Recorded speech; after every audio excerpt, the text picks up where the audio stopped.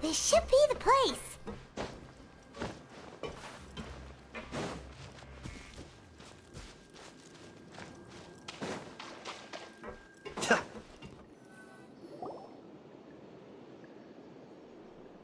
What? I know you. You were the ones we saw. Huh. You've got guts showing up here. You know who we are, right? You'd better leave now. Ain't nobody coming here to save you. What'd you say?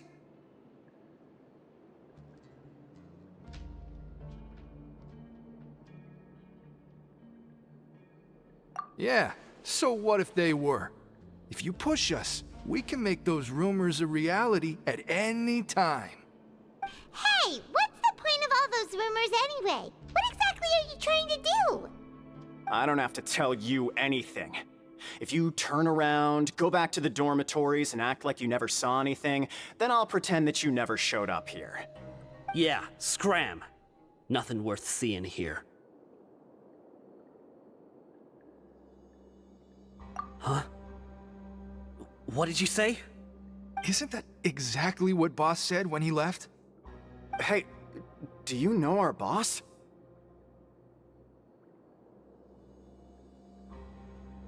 Whoa. We had no idea our boss was such a big deal. He always kept his identity a secret. So, did he have you come here to find us? Oh, so your child's crew here? Seems like he had no problem fitting in. We're the only ones who heard him say those words when he left that night.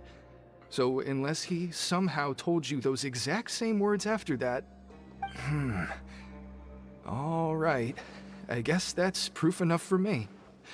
I believe you. Wow, those dreams of yours sure come in handy. We gave him the business for a while, and would always give him a hard time when he first came to the Fortress of Maripede. But here in the fortress, the strong will always earn respect. He was working the longest hours and racking up wins in the Pancration Ring. You could always see how amazing he was, even when he was teaching us a lesson. So eventually, we all decided to follow him. But one day, he suddenly told us that he had to find a way to escape this place, no matter the cost. He said it was because he heard that call again. And as his crew, if the boss wants something, then it's our job to get it done.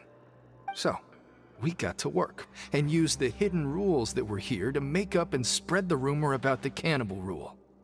We just wanted to give him a better chance of escaping on a night after the pipes had been cleaned. Oh, thanks to your rumor, nobody would want to come anywhere near here, prisoner or guard. Wow, it sure is easy to exploit people's fear of the unknown. But has a child already escaped? Why are you all still coming here after pipe cleaning day? Because as far as we know, the pipe he went into isn't actually an exit. It should be a dead end. It leads to an abandoned factory area, and even if there were a way to escape from there into the sea, we're still way too deep. No one could ever reach the surface alive. But Boss still insisted on going in. It's like he was obsessed about it. So we told him that we'd pretend as if he never existed while he was gone. And that if he wanted to come back, he should wait for nighttime on a pipe cleaning day. That way, we could meet him here and help cover the whole thing up. So you come and wait here through the night a few times a month just because of that promise? Yeah, but it's been so long now. We already know in our hearts that he must have managed to escape somehow. Is it also possible that something unfortunate happened to him? Nothing could ever defeat Boss or slow him down. It's one thing we know for sure. Okay. Paimon was just brainstorming possibilities. All right. Keep quiet and follow us.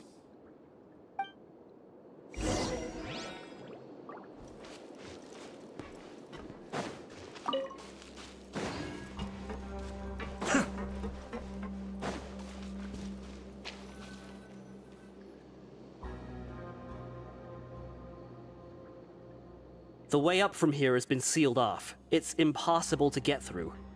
Boss left by going down from here.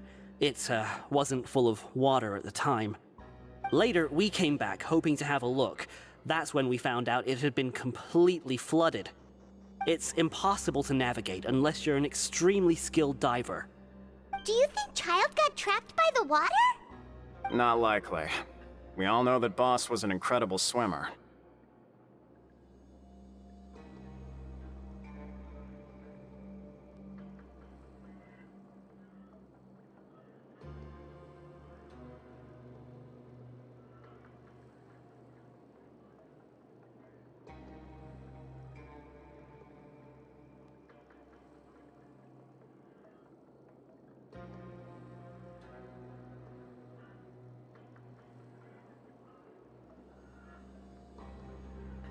Really?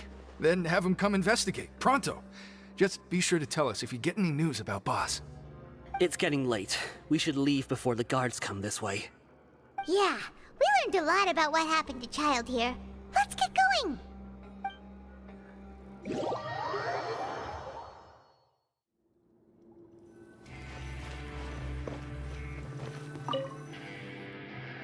Whew. We finally learned some key information. Seems all of our investigative work has finally started to pay off. When you said you knew a diver, you were talking about Fremine, right? If we ask Linny, he'll definitely have Fremine help us. Ugh. Why is Child like this?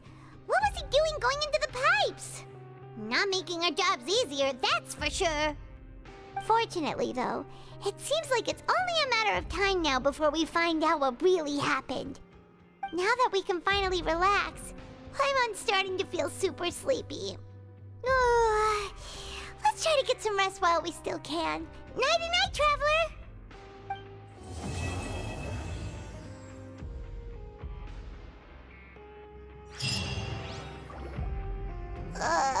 It's morning already? Paimon still needs more sleep.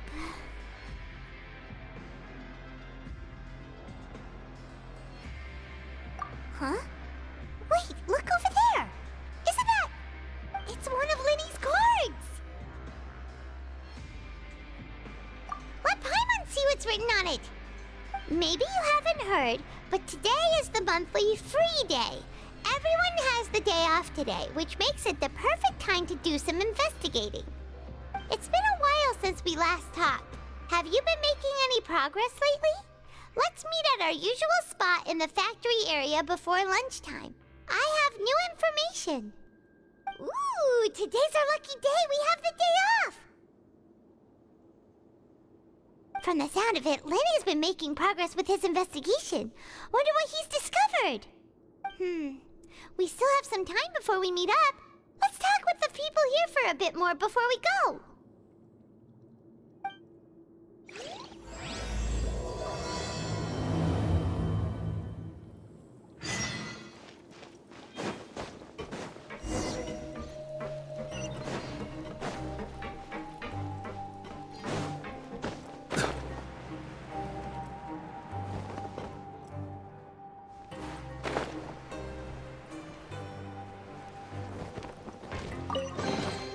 Oh, so... Look, there are some people talking over there. Let's listen in on the conversation.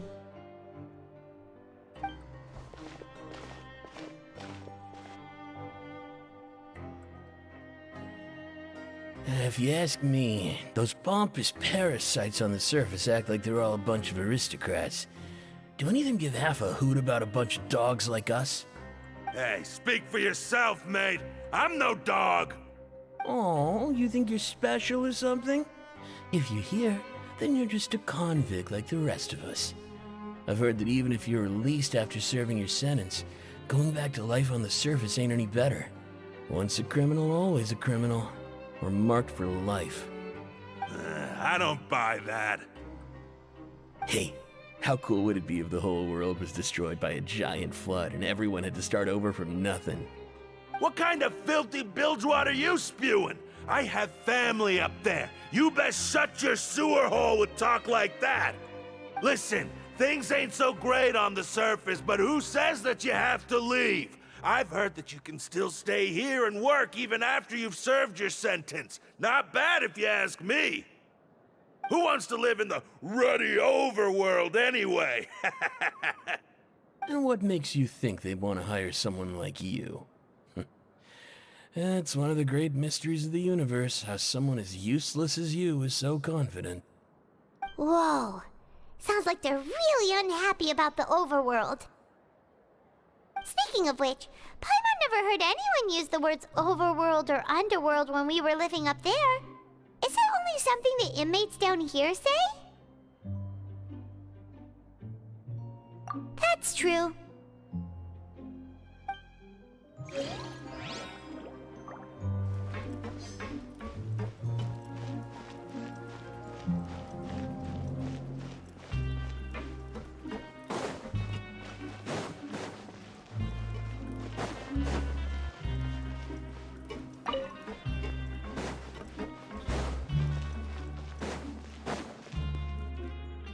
Hey, you over there.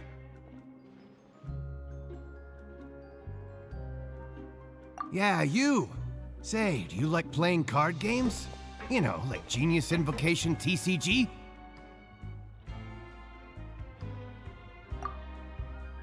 You TCG players are like mint in the wild, literally sprouting up everywhere.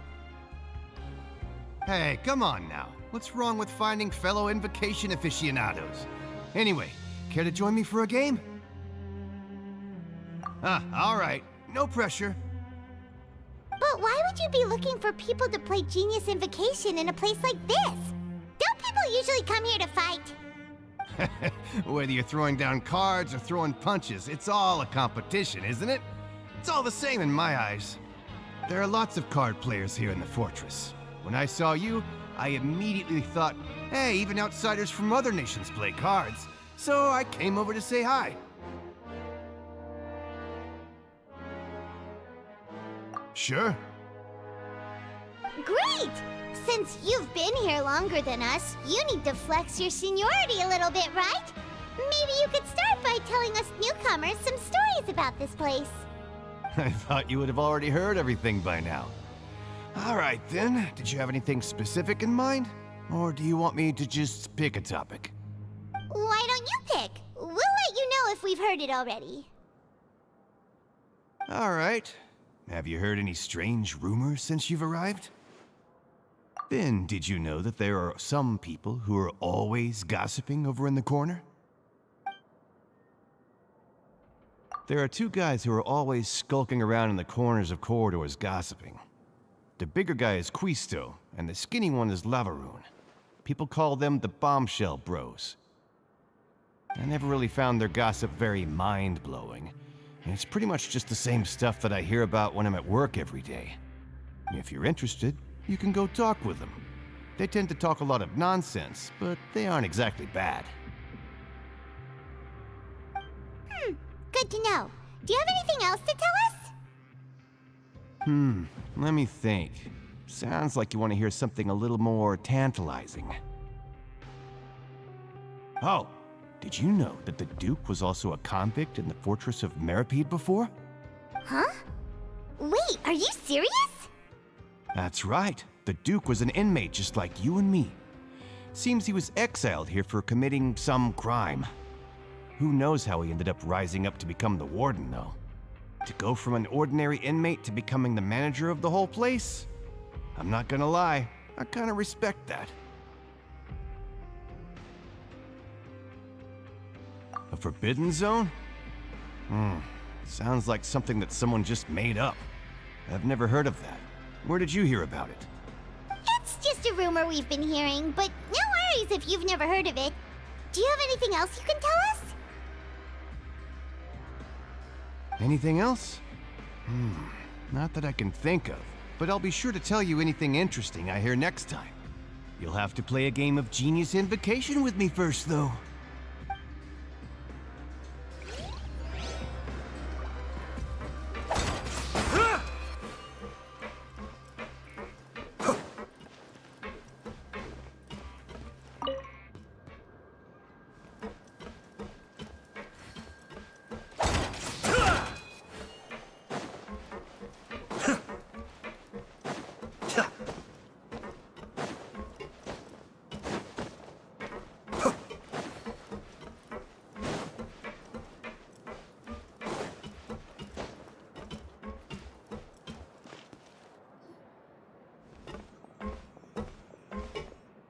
there's a group of people over there. Let's go listen in. So I said, that's not a faucet. Hey, who are you two? Why'd you come over all of a sudden? Oh, sorry for eavesdropping. Sounds like you were talking about something private.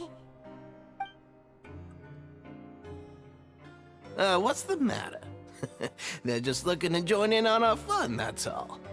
Hey, don't pretend like it's okay for them to just interrupt us like that. Fine. You're lucky we don't mind extroverts that much.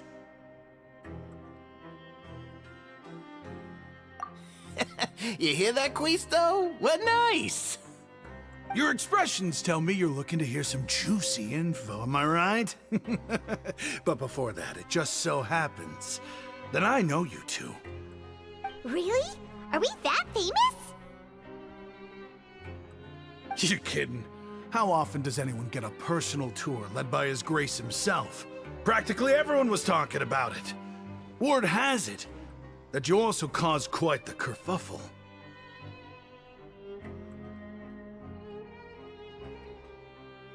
A little mistake, huh? I like the way you put it. You see, people with a good attitude can join our group anytime, unlike some of the others here. Your group? I'm Quisto, and this is Lavaroon. People usually call us the Bombshell Bros, but don't worry, we're not playing with bombs or anything. It's just that our information is always so explosive, and we blow minds on the regular. So, you two really like to gossip? Whew, you sure know how to embellish. No, you don't get it. Knowing intelligence will make things better for you here. For example, knowing who's working with whom, who has the latest rumors, who's not getting along. Wouldn't you like to know all that? Whoa, all this info's worth something, you know? You should prove you're worthy of it. I don't mind him. Quisto's always this way. Just play nice and say something to massage his ego. The welfare meals. Talk about the welfare meals. Right! That meal we had yesterday was super delicious. Paimon can still taste it whenever she closes her eyes. Is that so? To tell you the truth, I've been helping out with making those welfare meals. I've been working as a kitchen assistant for about a month and a half now. Oh, so you're the one who made those delicious steaks. Amazing! You could be a professional chef. You are correct. I am a true professional. In fact, I even went to culinary school. But enough about that. Since you like my cooking, I guess that means we share similar tastes. Listen carefully. This little bombshell will help you learn what's really going on here in the fortress.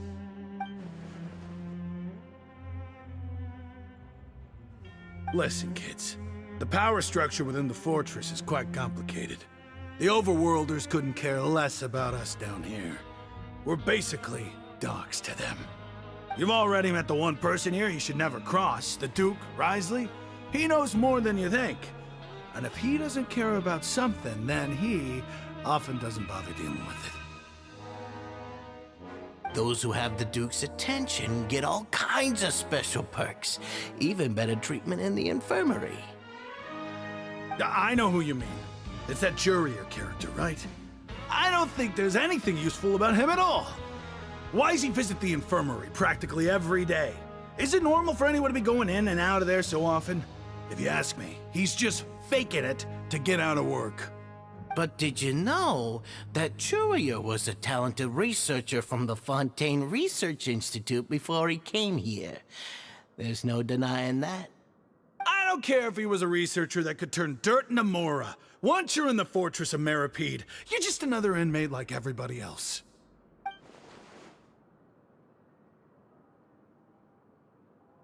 Speaking of which, the last time I saw him, he was passing by in the corridor with Lorvine. I also heard they started arguing in the library and got into a fight, right? Guess that's just how terrible of a guy he is. You mean he hit a woman? Wow, I never imagined he was that bad.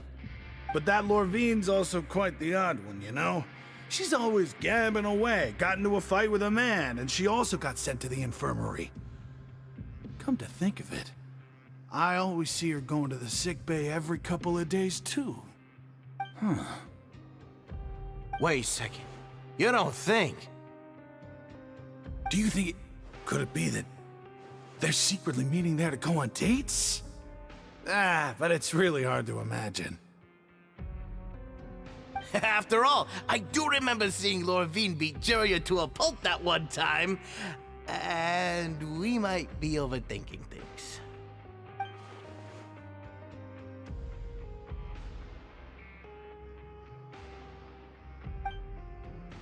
Okay, we've talked to just about everyone, and it's about time for us to go meet Linny. According to the card he left us, we should go meet him in the production zone.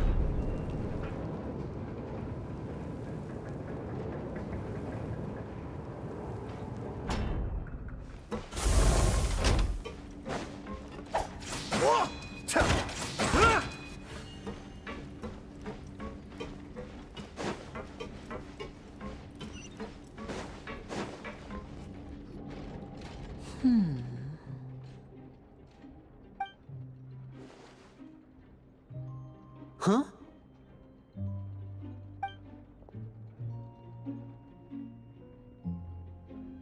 That look in your eyes. You found something? Hey, this is no time to be modest. Just tell him we found a boatload of information. Oh, as expected of the legendary duo, you have my full and undivided attention. Huh. I'd have never guessed that myself. The rumors swirling about this place are unreliable after all, and Master Child probably went missing because he found a way out. He is a harbinger after all. I suppose he's much more resourceful than I initially gave him credit for. Unfortunately, this isn't enough for our final report to Father. We need to find out Master Child's exact whereabouts. Father told me that even though Master Child said he was just coming to Fontaine for a vacation, he actually had some personal reasons. His agenda might be linked to his disappearance.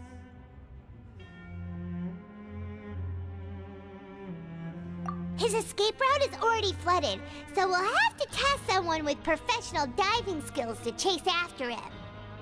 Well, when you put it that way, it's obvious that only Fremine would be up to the task. Bingo! Is he around? He's working today. Coming here as a group would have attracted too much attention. I'll talk to him about it later. It's the least I can do. We're all in this together, so it's only fair for us to fulfill our end of the bargain. Honestly, I'm far more impressed by you guys managing to collect all this information right under Risley's watchful eyes. Collecting information has always been our strong point. Now, let me think. To find out more information, Fremine will have to retrace Master Child's original route. And if he's to do that, he'll have to set out on the next pipe cleaning day at the earliest. That's 6 days from now. And after that, he'll probably take another 2 or 3 days to return. You can even estimate how long it'll take for him to get back? We've been working together for a long time. We know each other's capabilities like the backs of our hands. Traveler, what say you to meeting here 9 days from now? We'll be able to pick up Fremine while we're at it, too. Oh, and there's just one last thing we'd like your help with. Though we can just sit back and wait for Fremine's report on Master Child's whereabouts, we still need to make more progress on the investigation of the Forbidden Zone. Fremine's no master of disguise. Lynette's still working on getting intel from the other areas, and I'll need to spend some time helping Fremine prepare for his diving mission. So, you are the only ones we can count on. What do you want us to do? Will it be hard?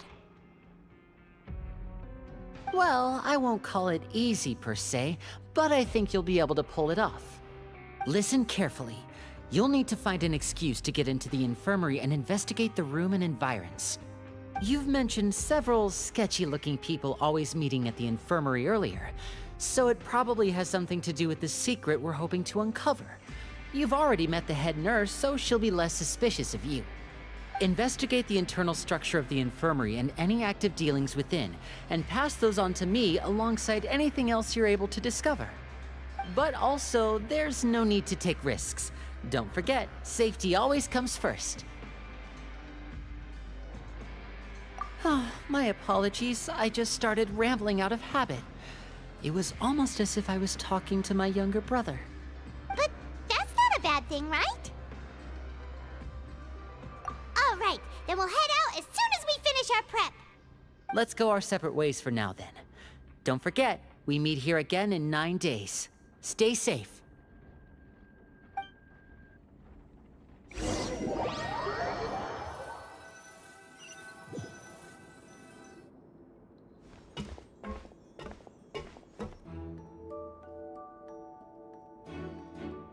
Hey, stay here for now. Paimon will take a peek.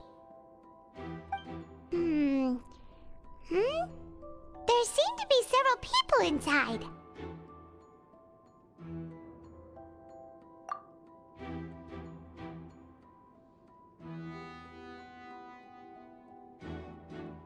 Right. I feel like it's not impossible. Whoa.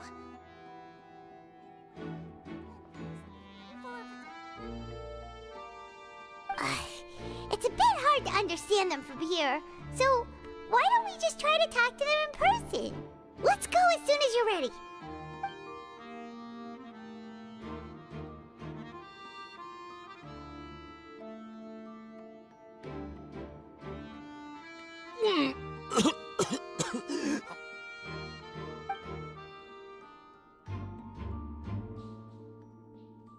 Someone, please help!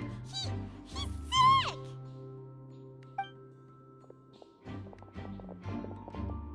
Whoa, are you okay?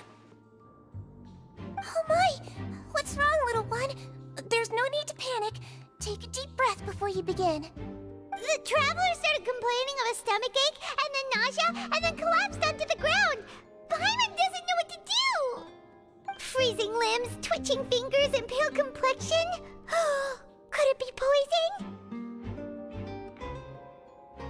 Let me take a look. Please, lie down over here.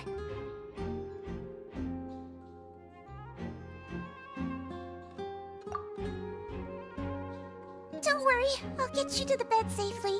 Here, hold on to my shoulder and walk slowly.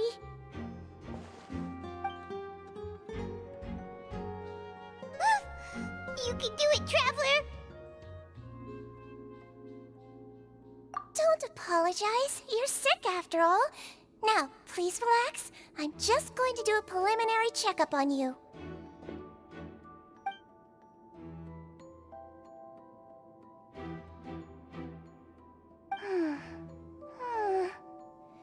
I see now. My checkup has confirmed that he's not in any mortal danger. That's our worst fear out of the way. Eh? Oh, that's good. But... I'll continue my diagnosis of the patient now. Please, relax and take a deep breath.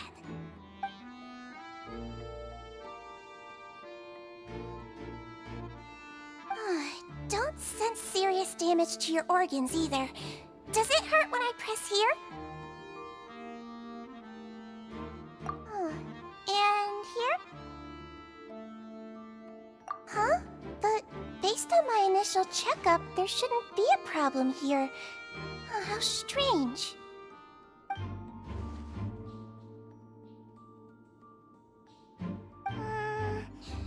What about here? Does this hurt?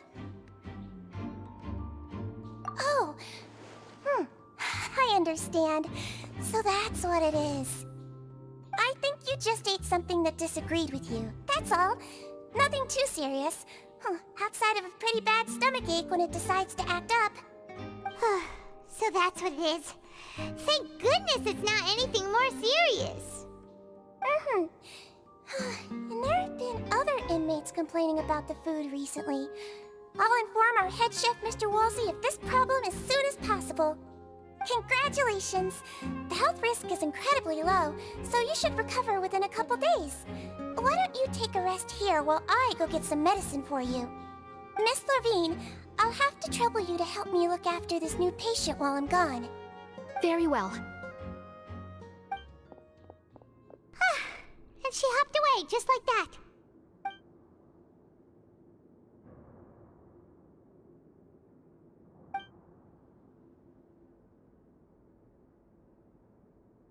Hello. So how are you feeling now?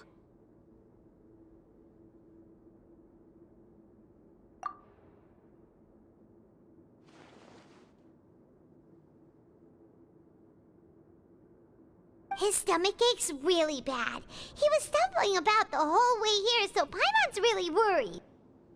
If Miss Sijuin says it's not a serious problem, then there's no need to worry. She's the best medic we've got down here. But it also looks like she's the only medic you've got down here. Well, that's true. What do you mean, that's true? That's really misrepresenting the situation. Of course I can't speak for the whole fortress, but it's not like everyone imprisoned here is useless, you know? Though they may have committed crimes and gotten locked up here as a result, they still know a thing or two about medicine, and they help Miss Sijuin take care of the sick and injured.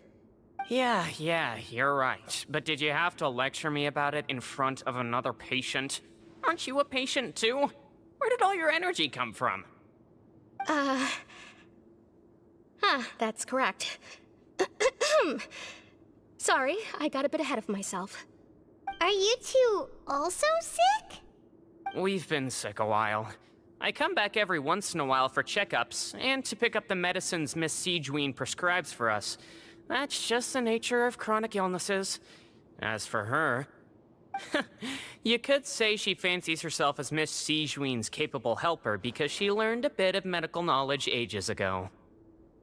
Please watch your mouth, Mr. Jurier. Don't forget that you are the primary reason I have frequent heart palpitations. Hey, don't start arguing now! Please, keep it civil at least.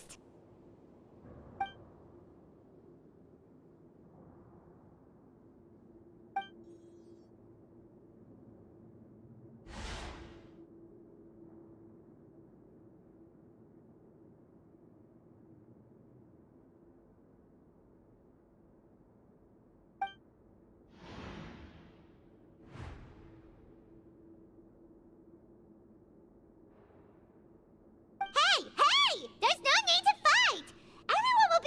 someday, so there's no need to argue over silly things like this.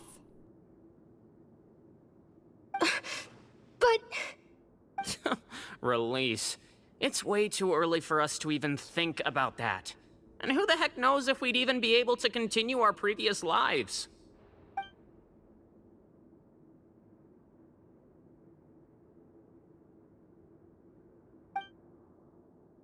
Please allow me to end this boring and useless conversation.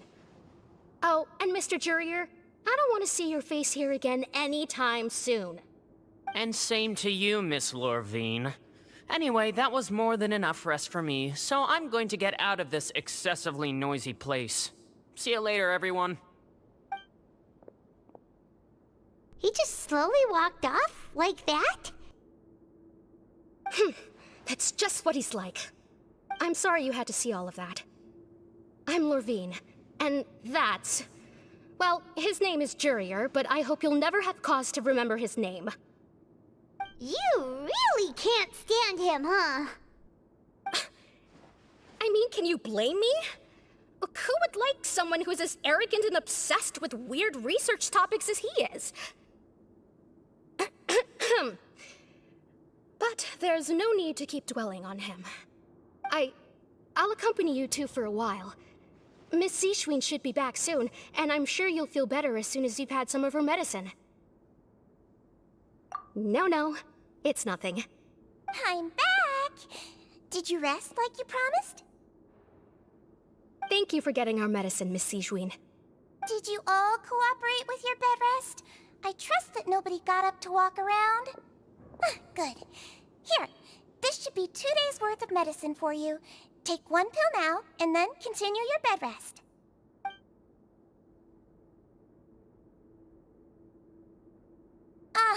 Miss Lorvine, I left in a bit of a hurry just now. Do you still remember if we discussed the color of the pill that you should be taking today? I remember. You said it should be yellow.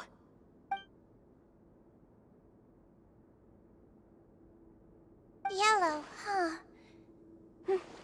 I understand. These are yours. Please, make sure to go to bed early after taking them tonight. You'll benefit from a good night's sleep. All right, then I'll also be on my way now. I hope you feel better soon, too. See ya! I'm going to fill out your medical record now. You're widely known as the Traveler, right? I just want to double-check a few details, if that's all right with you. Those two made quite the commotion just now, so why don't we let the Traveler rest? Paimon can answer the questions instead. So his primary symptoms are abdominal pain with secondary symptoms of nausea. Is there anything else? That's it. All right then. Is there anything we should know besides to take the meds? No, his base constitution is quite good, so I'm sure he'll recover quite quickly after taking the medicine. Please, make sure to stick to bland or less stimulating foods, and don't stay up too late at night. Got it! Paimon will hold the Traveler to that for sure.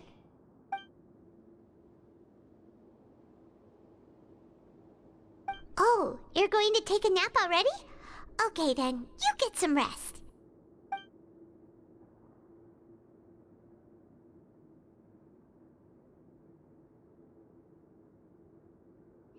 We've been to lots of places together. He may look a bit under the weather now, but he's actually super strong. So you're the best of companions. Well, don't worry. He'll recover soon.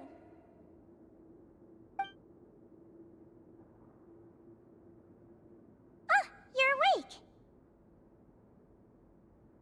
How do you feel? You slept for a really long time, but we never left.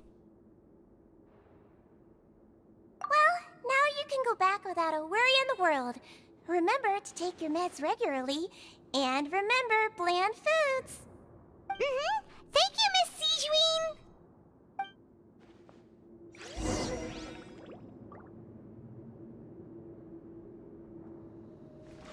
Seems like a lot of people have been coming down with an upset stomach lately.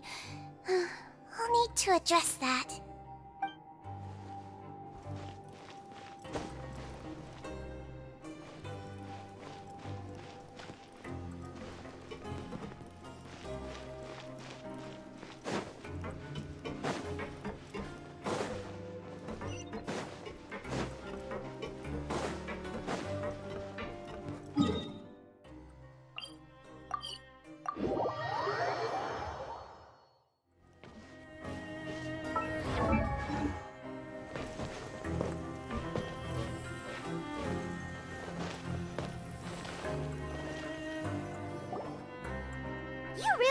something. To be able to fall asleep like that and even sleep talk the entire time, you scared Paimon half to death! No, but you kept mumbling things along the lines of, Pyron, don't take my grilled fish, and put down the Adeptus Temptation now! Paimon talked with Sigewinne the entire time you were asleep. She seems like she's just a sincere nurse, and Paimon didn't notice anything unusual in the room. Are you sure we're not going off track with the infirmary?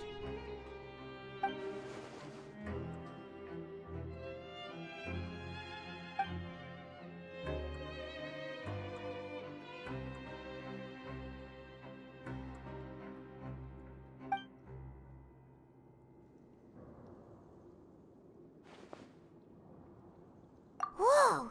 You really are super thorough! All those tiny little suspicious things that Paimon didn't even pick up on! We've gotta give the info to Linny!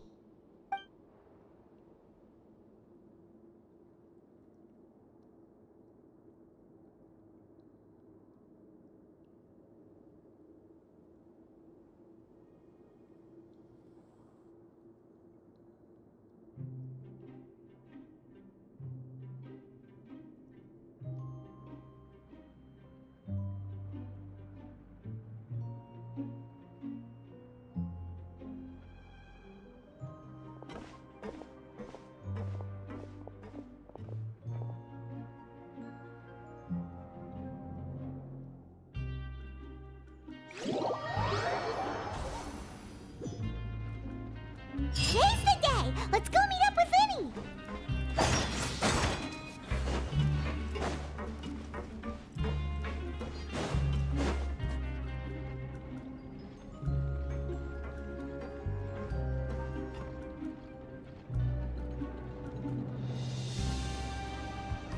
Oh! Hmm?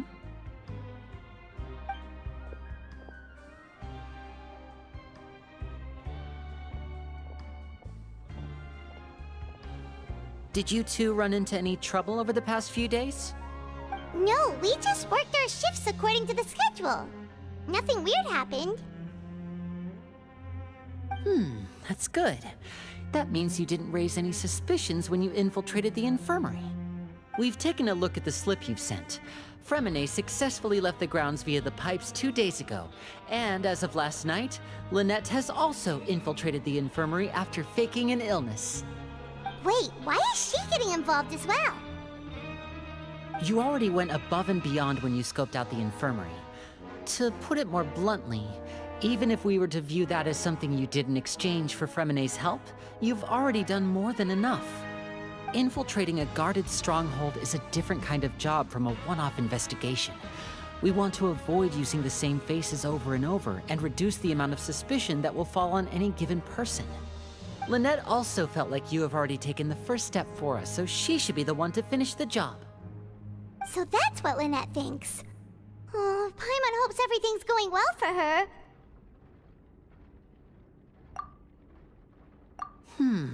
Perhaps that's true. You're both very good people, and we've come to appreciate that more than anyone else. Unfortunately, there's still one thing that could get between us, lest you've forgotten. The matter of our respective loyalties. You've mentioned before that you've had some run-ins with the Vtui. I can understand that feeling, so I assume you're just helping us out of the kindness of your hearts? Well, everyone could use some more friends. We'll be counting on you to help us in the future, too. Since I see you as friends, then it's even more important for us to protect you from any peril. Fremine and Lynette feel the same way. Glad to hear it. Then, let's go check on Lynette before Fremine returns. If everything went well, then she should be wrapping up her investigation right about now. Is now really a good time to go over? According to my observations, Sigewinne always spends around half an hour away from the infirmary right before lunch. Lynette knows this as well, so this should be a good time to meet up with her. Also, I'm her brother, remember? It's only natural for an older brother to care about his younger sister's well-being. Okay, then let's head over right away!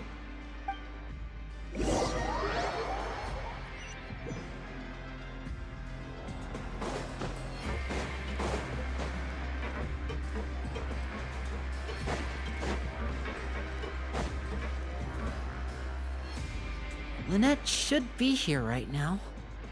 Huh. Strange. Lynette? As expected, Sijwin isn't here, but why isn't Lynette here?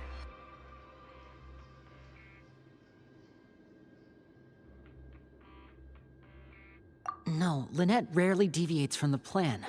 We agreed that if she were to make changes on the fly, she'd find a way to let me know. Unless... Let's see if there are any clues around here. We can look while we wait for her. Who knows? Maybe she'll be back soon. Okay.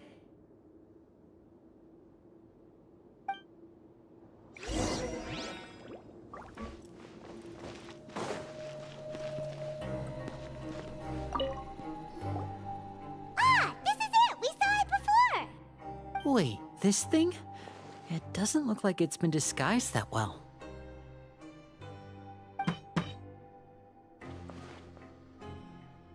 The space behind it is empty. From its size, I don't think it's an entrance that is meant to be taken apart. There's probably a mechanism around here somewhere. Could Lynette have tried to get inside? But if that's the case, she would have contacted me for sure.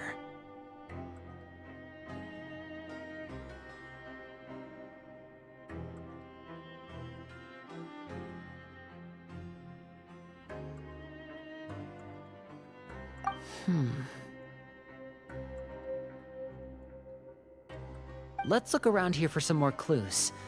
Don't panic, just take another look.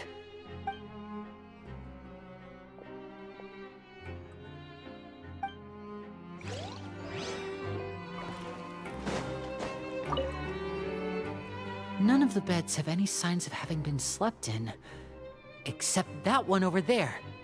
That's the one Lynette must have used, right? You said she was pretending to be sick. She would have said her migraine was having a particularly bad flare-up. Generally speaking, the head nurse would then ask her to lie down and rest while she left to retrieve the medication. Which means either the head nurse didn't return the entire time from when Lynette laid down up until she left the bed, or the nurse intentionally left it this way.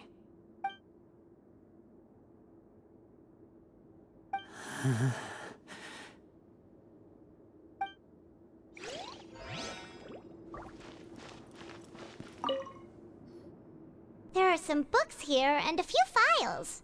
They all look like medical records.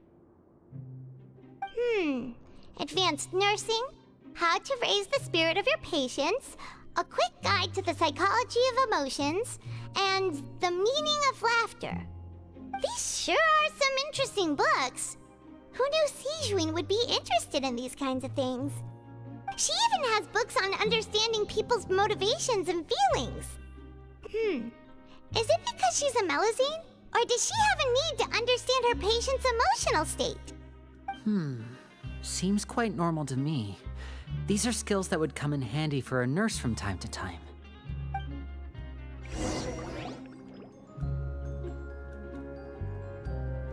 Hey, you guys, there's a slip of paper over here! A slip of paper? It's right over here, and there's a bunch written on it too. It reads, out of respect for your usual practices, I'll use a piece of paper or card as the medium to pass on my message. You may consider this as me giving you my best regards. This is... Is that all? The back. This is... Show me! Now!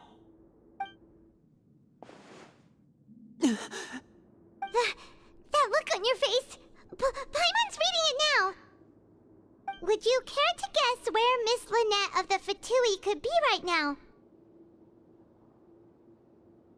No. Could she have... Is she already... Writhsley. Did he deliberately leave the infirmary unguarded to use it as bait? Wait, you mean he was aware of our goals from the very beginning? But why? We didn't run into any trouble last time, and he also never reached out to us since. Yes, that is a crucial question. Wriothesley, he doesn't do anything without a clear goal or reason. So this means he had no concerns about your activities from the very beginning. You're not from the same camp as us. You were sent down here by Nervulet, so you have no conflict of interest with Wriothesley. We're a completely different story, though.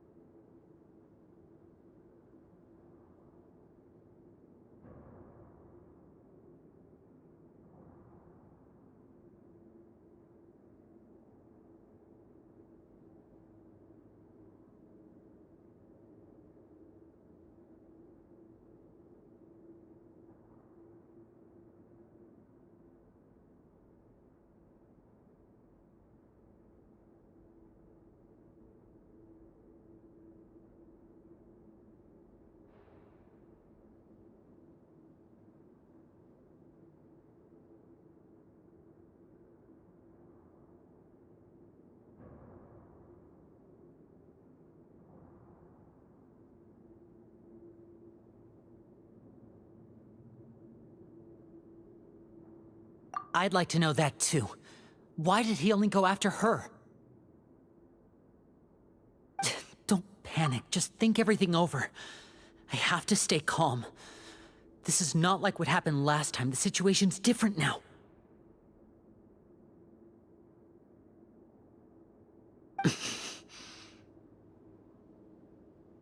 Wait, you're right.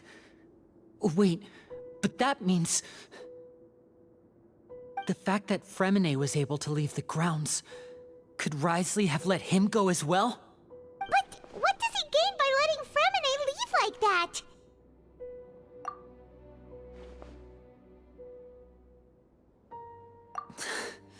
So he's challenging me and trying to provoke me, I'm sure of it. We never should have sent out Fremine. We had to go through all that trouble to find an opening to sneak him around the guards and into the pipe, and we even thought luck was on our side. If Wriothesley let him leave on purpose, then he's probably in a terrible spot now as well. Lenny's getting more and more panicked. We have to calm him down. Don't be like this, Lenny. Fremine wouldn't have left if we hadn't told you about Child. That was our fault. No. I'm the leader of this operation, and I'm the one responsible for this team. I was the one who failed to protect them. I'll go talk to Wriothesley. Hey, don't be reckless! Traveler, please talk some sense into him. I simply cannot allow Lynette to be abducted again. I have to go. I'll find a way to get them back! He's rushed out the door! After him!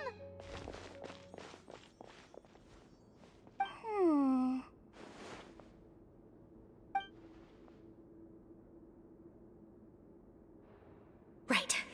I feel like we still have some room to make changes on these details. It's not impossible, but it'll require extensive testing. Is that so? Very well.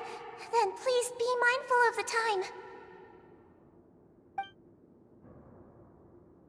Huh? Is someone? Pack everything up. Whoever's outside is eavesdropping. They'll probably come in once we stop talking. Someone! Please help! He's sick!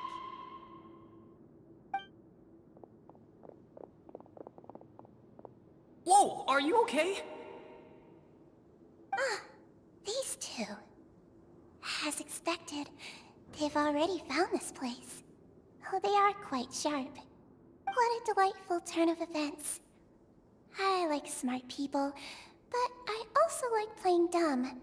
I like the feeling of being trusted. Oh my! What's wrong, little one? There's no need to panic. Take a deep breath before you begin. Being able to read human expressions is quite the useful skill. Lenny! Wait! It's no use. We have to catch up to him.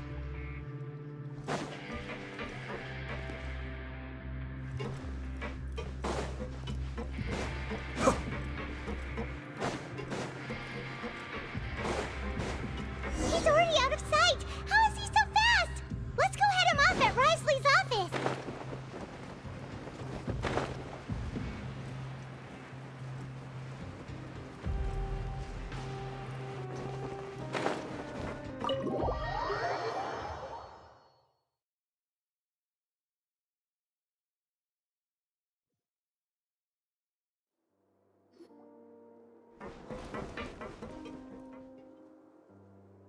Come out and face me, Risley! Aren't we at an administrative office space? Why don't you at least try to follow even a couple rules from the fortress's indoor management regulations? What did you do to my sister? I ran into the young miss at the infirmary. I'd heard that she was suffering from quite the migraine, so I decided to invite her over for a cup of tea. I do have some teas in my collection that can work wonders against such an illness. Stop joking around! Where did you take my siblings? I have also heard that your performances are quite the spectacle. Miss Lynette would sometimes enter a box filled with water, only to emerge the next second from another place altogether. Maybe she'll appear behind you right now if you were to turn your head. Is he trying to trick me into turning my head? No, he's probably not looking to attack me right now. All of the hostages are in his hands, and he's even in the mood for small talk. That means Lynette is probably still alive. You knew we were investigating the infirmary from the start, so you deliberately aroused the Traveler's suspicions and baited us into continuing our investigation, just so that you'd be able to kidnap Lynette. As for Fremine, no, you probably didn't even interfere with Child's escape. You let him go, so you could purge the Fatui members that we had planted into your ranks. There was no need to do so. The Fortress of Meripede is a pretty pleasant place. Most people enjoy their lives here. The only ones who act differently are those with personal agendas. It was quite easy to identify your colleagues. You removed our original members and spread the news of Child's escape so Father would assign our team to come down and investigate. Fremine has also fallen into your hands, right?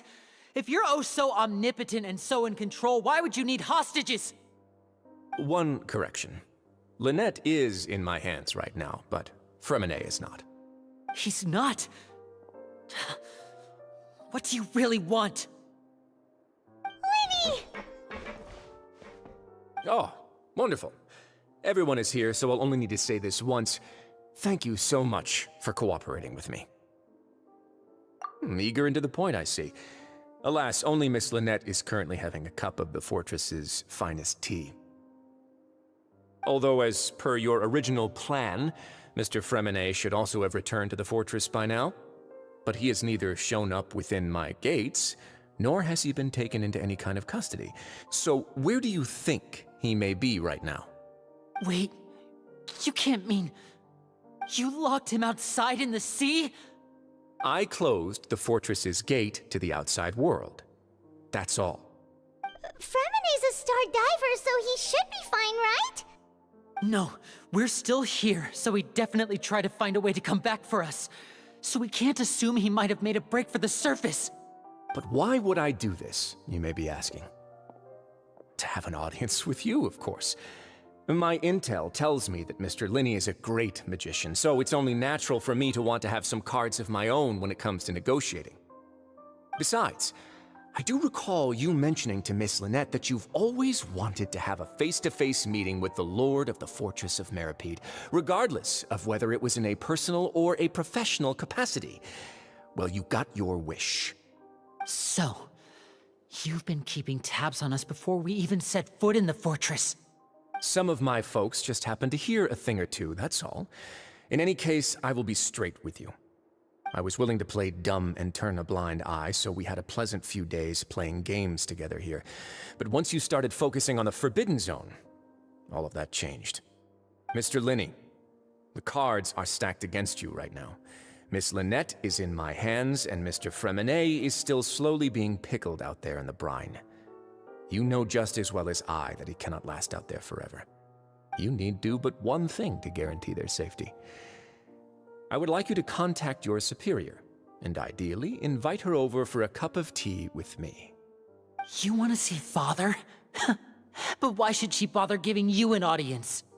Well, if she cares for the well-being of her dearest children, she should have plenty of motivation to join me for a parents' evening. I've heard that the bonds between the members of the House of the Hearth are like the bonds of family. I don't see why she would refuse. Why did you think Father sent us to handle the Fortress of Meripede? This place is basically a no-man's land. It wouldn't be fitting for anyone as important as a harbinger like Father to come here in person. Oh, I see.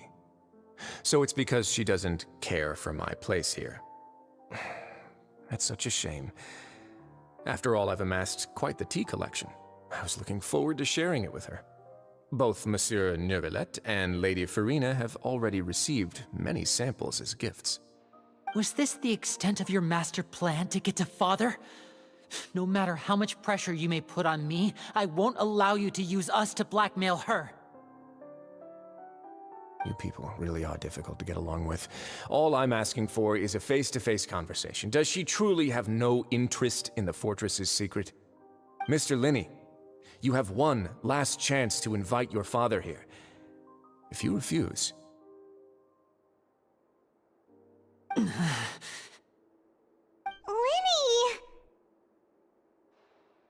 Instead of asking why I'm doing this, why don't you try to see things from my perspective for a second? From the very beginning, the Fatui has been actively infiltrating my fortress. I gave you a warning by cutting off the first few operatives I found, but that only caused you to double down. Had you given up on the fortress then and there, I'd have no reason to want to talk. Mr. Fremenet left the fortress on his own, and Miss Lynette tried to pry out my secrets right in front of me. No matter how you look at it, the responsibility for this falls on you. I shouldn't ask Father to do anything because of us. 6, 5... Wait, 2, 1.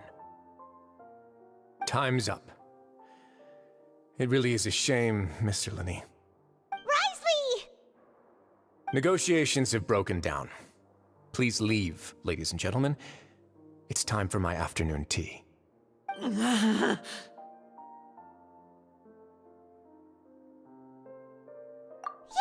listen to the Traveler! If you can't talk to Linny, can you at least talk to us? You do realize that I'm only letting you go because of Neuvillette, yes? You're here helping him out, and I've already done my best to stay out of your way. But that doesn't mean you can just do whatever you want. The fortress may be small and remote, but it still has its own set of laws. Then how about this? Those who are capable deserve respect. You've spent quite some time investigating my home turf by now, so why don't you tell me a thing or two about what you found, I'll ask you 3 questions. Answer all of them correctly, and I'll agree to your request. Question 1. Regarding the hidden rules of the production zone, what is the truth behind the one about not being allowed to work for 3 days in a row?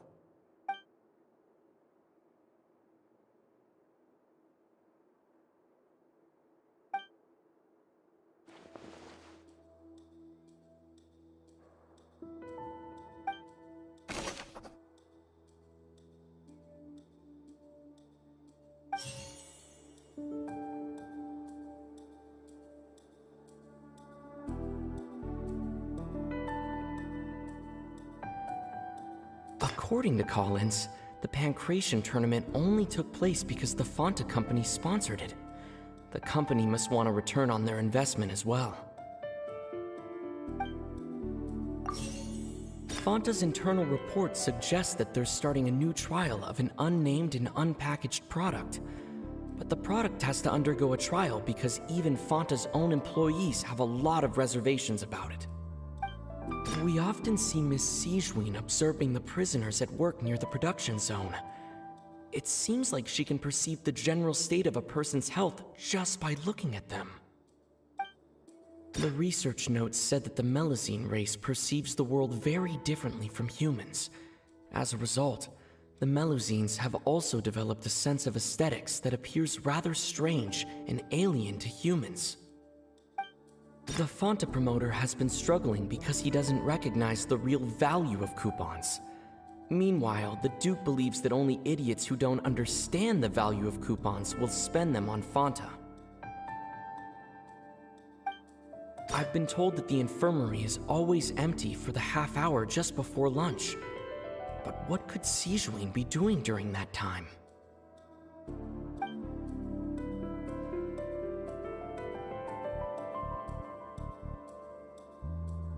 The research notes said that the Melusine rate.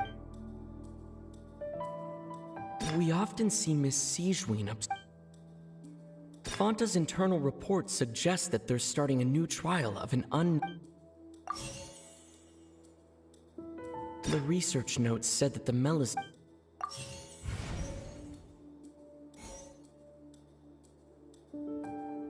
The Fanta promoter has been struggling because he doesn't recognize the real. I've been told that the infirmary is all.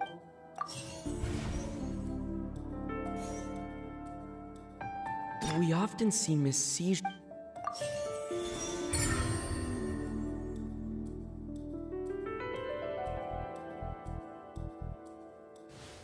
So that's what's going on. Paimon understands it now. Who would have guessed?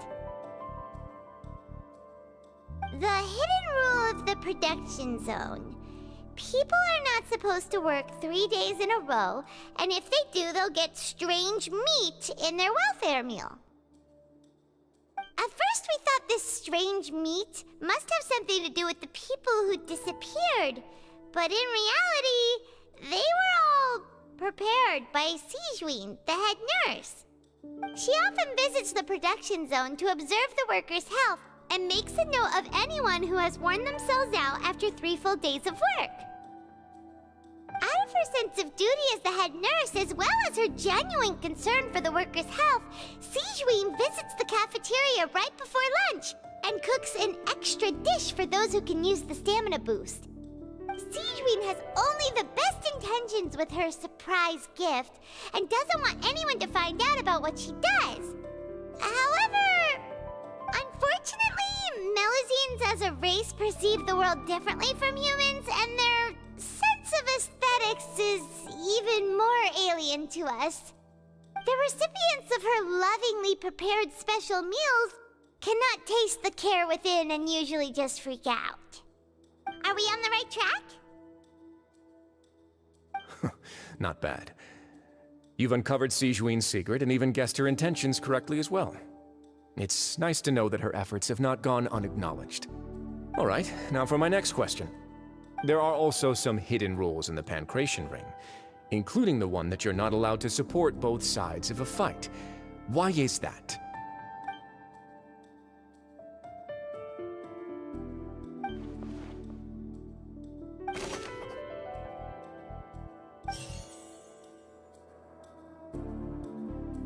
According to Collins, the Pancration tournament only took place because the Fanta company sponsored. Fanta's internal reports suggest the Fanta promoter has been Paimon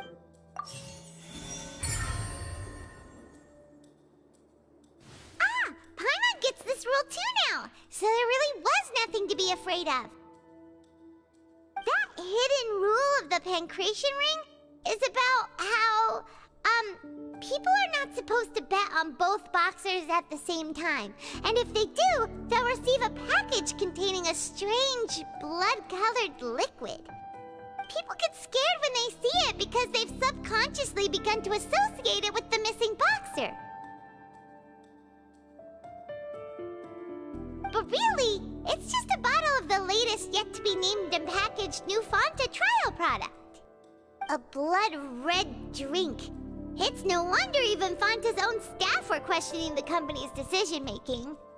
The company, facing backlash from its own staff, decided to try to trial the product on a smaller scale to see how it might be received by customers.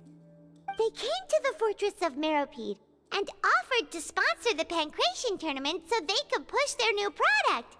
But the Duke completely refused to even entertain the idea. The Duke, knowing how valuable coupons are in the fortress, knew that only total idiots who didn't understand their true value would bother buying a Fanta product here. And so, only those who proved their stupidity by being dumb enough to bet on two opposing sides of the same match were selected to receive the drinks. I acknowledge the effort you've put into bringing the truth of this mystery to light. Although, based on your description, that Fanta promoter is a bit too careless with his words, I may just reconsider my collaboration with the company. All right, and here's the final question. What's the secret behind our head nurse and all of her patients in the infirmary?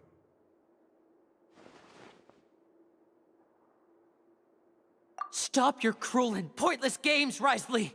You know that we haven't finished our investigation, so there's no way we can answer the last question. The thought of sparing Lynette and Fremine never even crossed your mind! You'll pay for this! Ah! Lenny, are you alright? Oh, close one. I owe you, Sigewinne. That was a fantastic shot. It was nothing, Your Grace. Sigewinne? Though this gun may look like a toy, it's actually fully functional, as I just demonstrated. Sigewinne... You... Not at all. I am merely a resident of the fortress, and thus protecting it is my duty.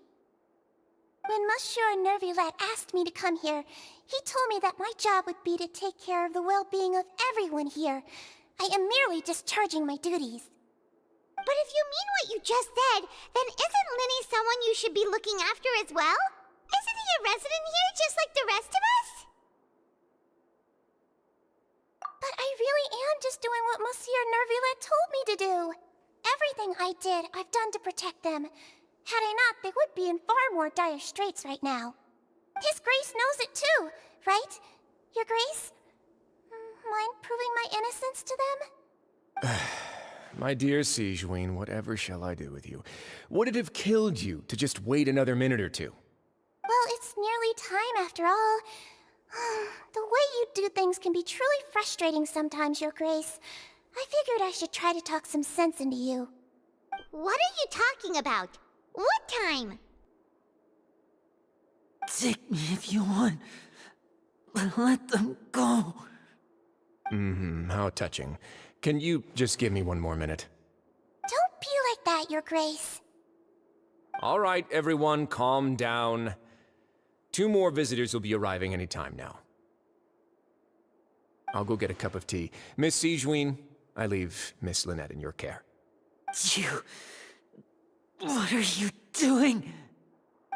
I believe I hear footsteps.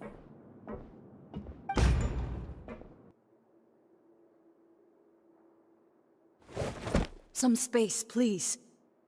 Ah, Miss Clarande. My door. Fremine...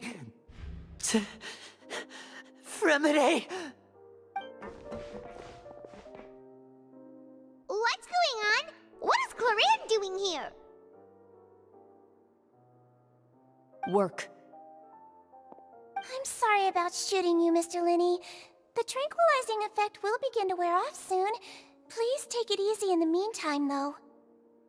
What happened to Fremine? Wasn't he diving just outside of the fortress? Why is he looking like this?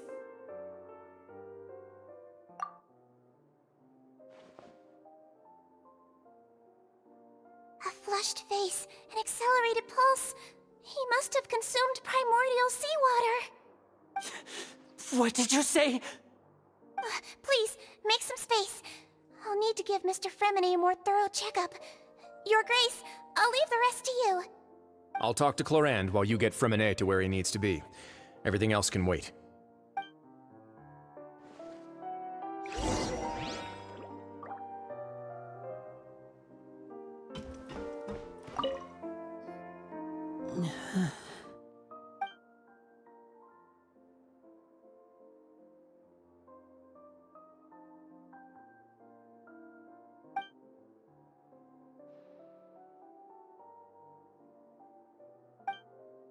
How is he?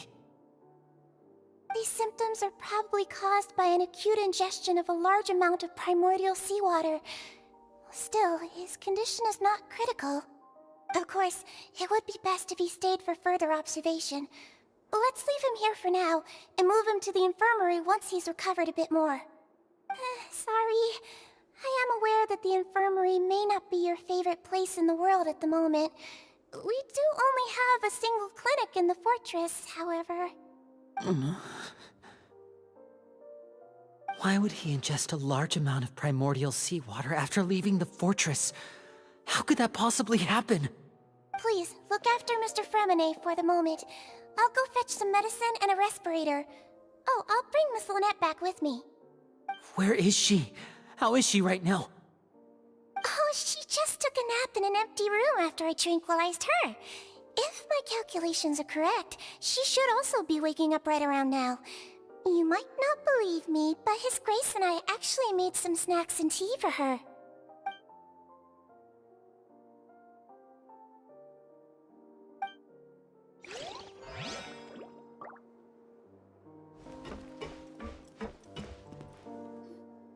What's that look on your face? I thought I made good time on the way back.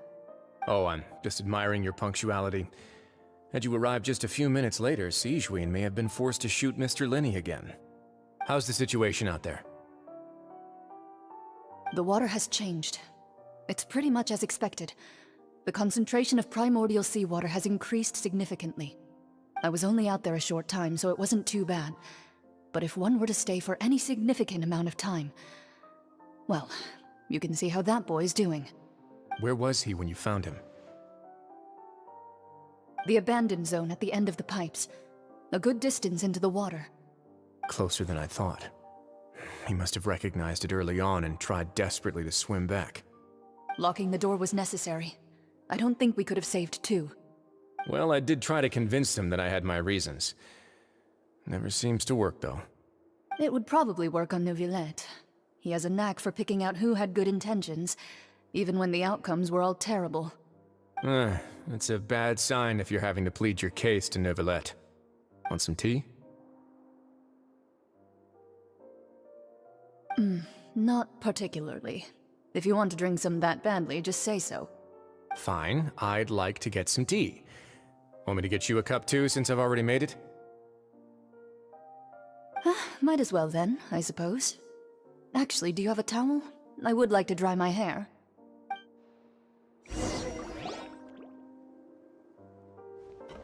Linny, are you okay? I'll be fine.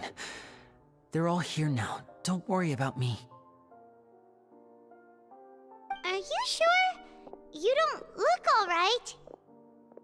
My hands and feet are still a bit weak, but that's probably just the residual effects of the tranquilizer shot. I'm back, everyone. Lenny! Oh, Traveler, Paimon, you're here too.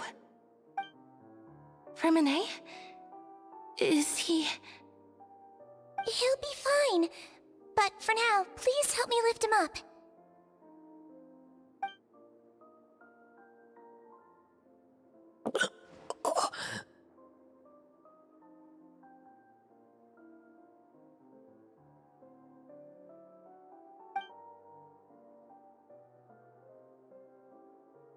His breathing's beginning to slow down. Give me a hand and help me get him to the infirmary.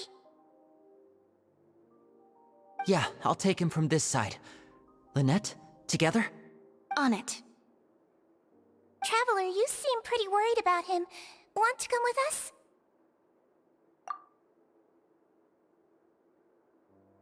The Duke and Clarande are gone.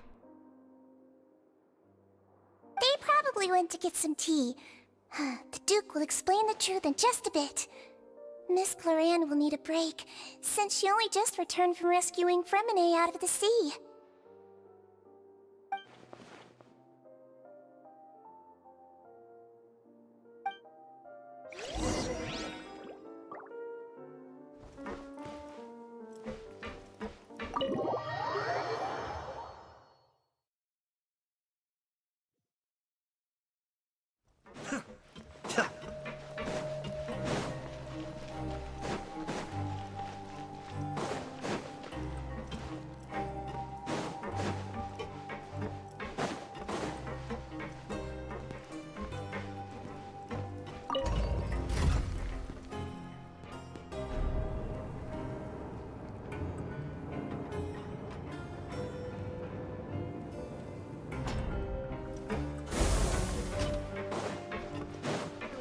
Vacation with me.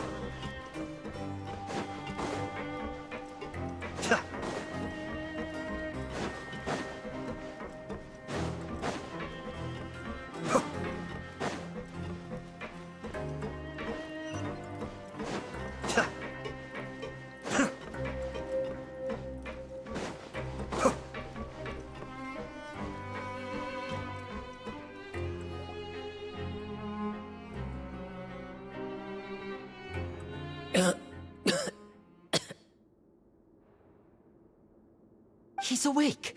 Fremine, how do you feel? Linny... Lynette... We're all here. Where... am I? The infirmary, at the Fortress of Meripede, Mr. Fremine, and you are no longer in any danger. How do you feel? Don't push yourself if you're not feeling up to it. Traveler... Paimon... It's been so long. The sea! There's something wrong with the seawater. Shh, it's okay. We can talk about it after you've recovered. No, listen to me. This is really serious. There's primordial seawater mixed into the regular seawater. I don't know why it's there, but no one should touch it. Pipes... Right, the pipes. It's all coming back to me now.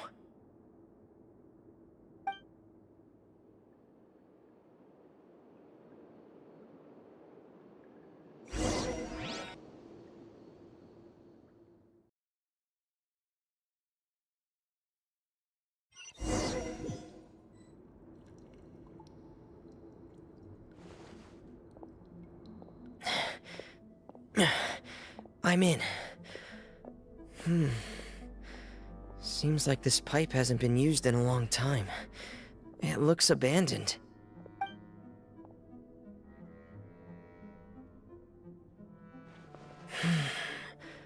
Where could Master Child be?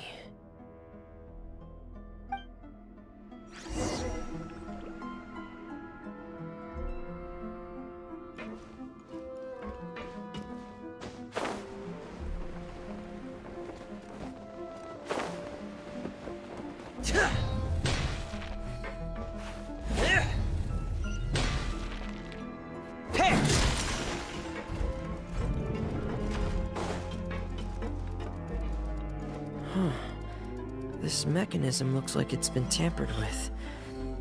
Could he have done it?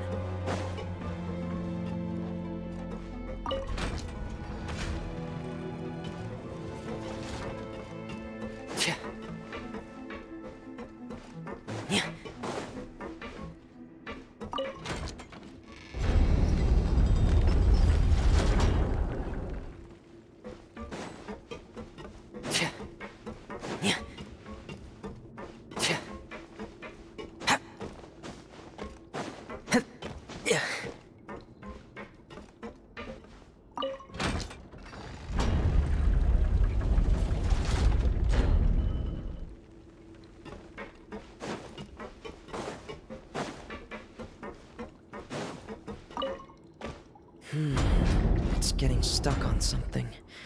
Seems like I'll have to avoid those obstacles while I turn it.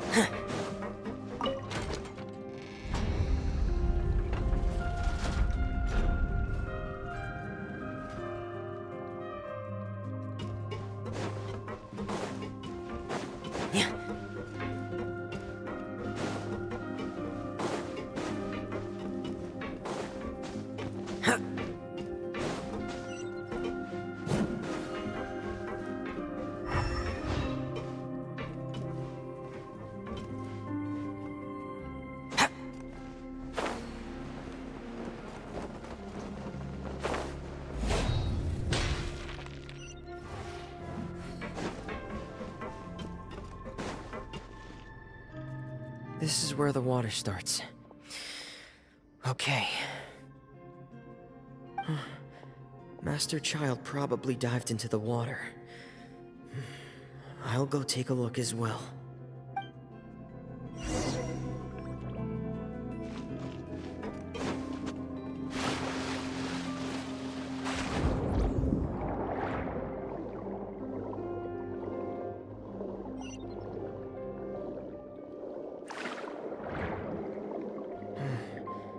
The vegetation here is a bit more sparse. These traces aren't natural. A person must have left them, and recently. There are traces here too. I need to keep going. Huh? The traces are gone. But I don't see where he could have gone from here. Wait. What the?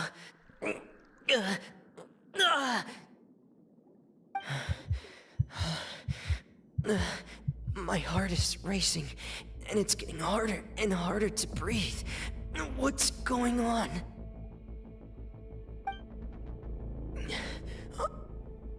No good.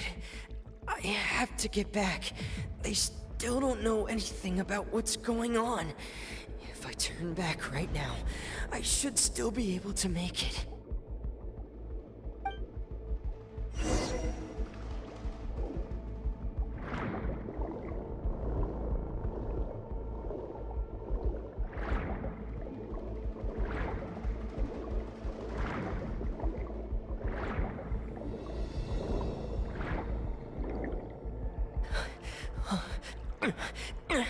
I can't die here.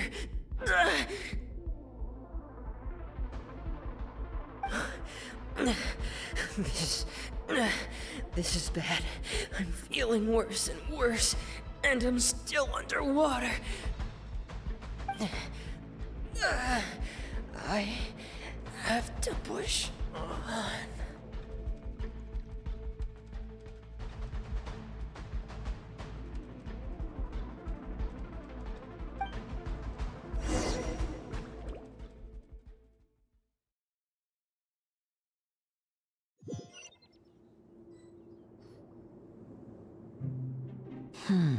So, in other words, the trail you were following vanished, and you had no idea where Master Child could have gone, but there was also no obvious place for him to have disappeared to. That's right. I tried my best to swim back, but I had already put some distance between myself and the fortress, and I just couldn't find the strength to keep going. I probably passed out some time after that. And you know the rest. Miss Clarande brought you back, but we also don't know why she just suddenly appeared at the fortress, or why she went out to save you. Miss Clarande, you say? I must go thank her in person. You're still too weak for Monet. You can go after you've had some more rest. Miss Lynette is right. I believe Miss Clarande will stay here as a guest for another few days, so there's no need to hurry. guest. Then I can assume Risley was the one who invited her to come down here? You should ask His Grace about that. He'll be able to explain better than me. Yeah, it's about time he actually told us what's going on. Wanna come with us, Lenny? No, please go on without me. I don't want to leave just yet. Lenny. The logical part of my brain is aware that we're safe right now, but I still can't bring myself to leave. Both of you are just in danger. Understood. Then let's just sit together for a while. In that case, I'll leave the infirmary to you. The Traveler and I are going to head out for now. As long as you stay in here, I don't think you'll be disturbed. Thank you.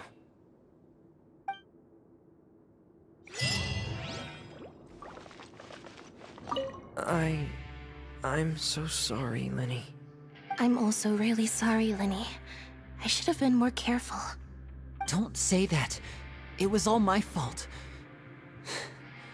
I was the one who should have been more careful. You two were nearly... If I was stronger, maybe I would have already found Master Child. No, how can you say that? Huh? I'm sorry.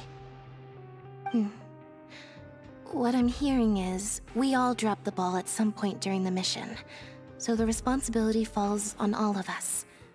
Isn't that right? Yeah, that's right. It's on all of us. Lenny, we understand that you're worried about us, but we're worried about you as well. Please don't blame yourself. We want you to keep your spirits up. Yeah.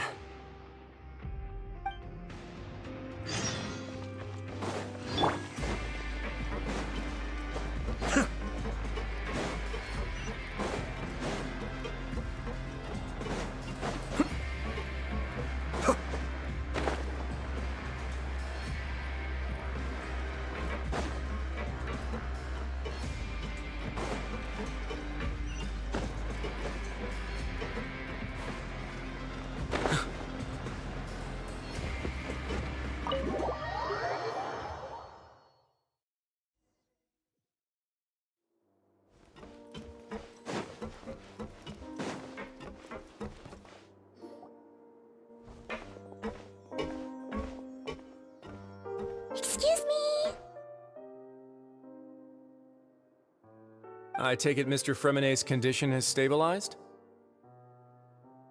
Of course. I wouldn't have left the infirmary otherwise. I've been expecting those two, but might I inquire as to the purpose of your visit, Miss Siegewien? I wanted to check up on Miss Cloran. How are you feeling? Mostly fine, I think. If you don't mind, I'd like to perform another quick physical exam. It'll just take a few minutes. All right. Thank you for looking out for me. I'll take my leave for now, then. Well, want to explain yourself, Risley? Of course, but I'm not partial to the word choice of explain. How about enlighten? Where should I begin? How about you start by asking me any questions you have? You can start with whichever one you'd like to get answered the most. Then Paimon will begin. Did you know about Lenny's goals from the very beginning? No. I just knew they were Fatui operatives sent to the fortress by the Knave. As for their specific goals, I only figured those out as you made progress on your investigation. You managed to monitor and stay ahead of them even though you didn't know what they were trying to do? They came here with ulterior motives. I'm quite adept at discerning what that kind of behavior signals.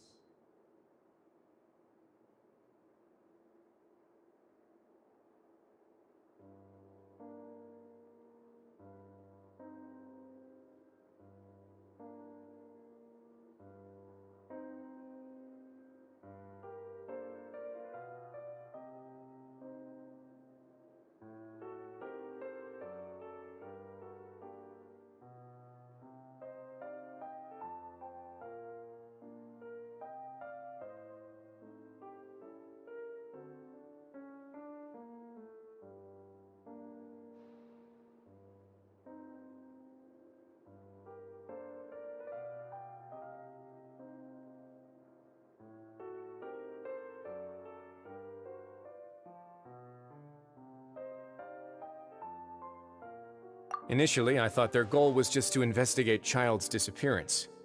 Linny suggested that I had deliberately let him escape, but in truth, I didn't really do anything special to help or hinder him while he was here.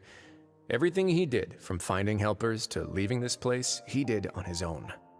Of course, it's inevitable that the knave would make a big deal out of her fellow Harbinger's unexplained disappearance. I'm also quite curious about where that Harbinger went, so I figured I might as well let the Fatui do their own investigative work. All I care about is the answer. So you were hoping Linny's group would just do your work for you! You make it sound like that's a bad thing. Unfortunately, things didn't go as planned. I assume that Fremine has told you already, the ratio of primordial seawater around the fortress of Meripede is on the rise. The Forbidden Zone has always been Linny's target, and you got roped into that investigation after running into him. I began to intervene out of concern for your safety, and also to prevent the fortress from becoming entangled in more irksome matters. Are the rumors true? That you're also a former criminal? Now, why would you put it like that? Isn't staying here all day and serving as the manager of the fortress a kind of sentence unto itself? Another form of prison? I just happen to have some support from the rest of the inmates, that's all. Oh, right! Paimon wanted to ask, who invited Cloran down here? Me, of course. I paid her good Mora to come down to the fortress for some field work. As a champion duelist, Miss Cloran could be considered to be an independent party. I needed to find an exceptionally capable person to help me get through the impending crisis. And saving Fremine was part of that crisis? You can think of it like that, yes. Credit where credit is due, that boy is quite adept at diving. Had conditions not been as hostile as they were, he probably would have found the missing Harbinger already. That's not something you should be asking after. Neuvillette only asked you to investigate Child's whereabouts. All I need to prove to you is that the Forbidden Zone had nothing to do with the Harbinger's disappearance. That should be clear now that you've spoken to Fremine. But we've already uncovered that there's something wrong with the infirmary, and we've answered a bunch of questions that you threw at us. Isn't it about time that you answer our last question in return? You make a compelling case. Do you really want to know the answer that badly? Yeah, Paimon really wants to know! Even if the truth may not be pleasant? Follow me.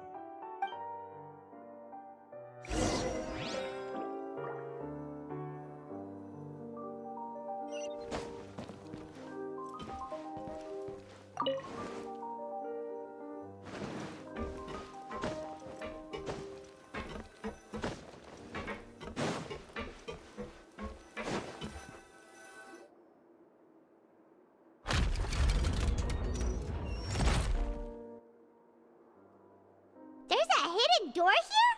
And a whole basement behind it? Huh. You're pretty good at hiding stuff, Risley. It seems you've forgotten just what kind of place the Fortress of Meripede is.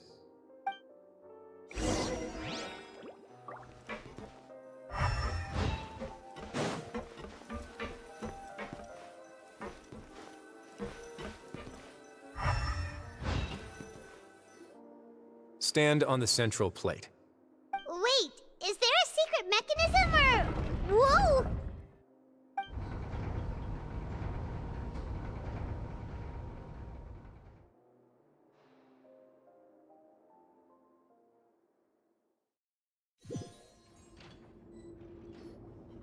So, this is the Forbidden Zone? Honestly, for a place so well hidden, Paimon sure doesn't see anything special. What a huge door! There are 3 such isolation gates in total. Generally speaking, I'm the only one who's allowed to go inside. Hence the name Forbidden Zone. Am I correct to assume you're going to run on back and tell your little Fatui friends everything? Well, Paimon wasn't thinking of keeping anything from them. Well, I'd advise you wait until you've seen the whole truth of this place for yourself before deciding whether or not to tell them.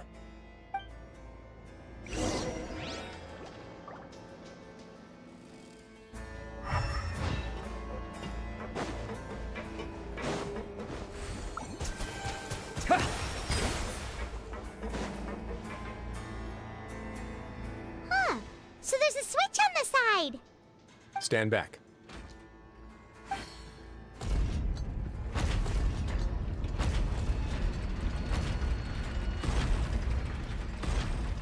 Whoa!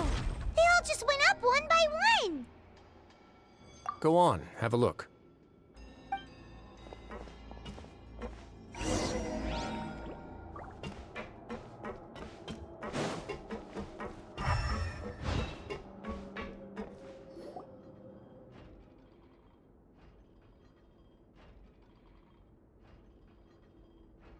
I've been interested in what lies beyond that gate ever since I assumed leadership of the Fortress of Meripede.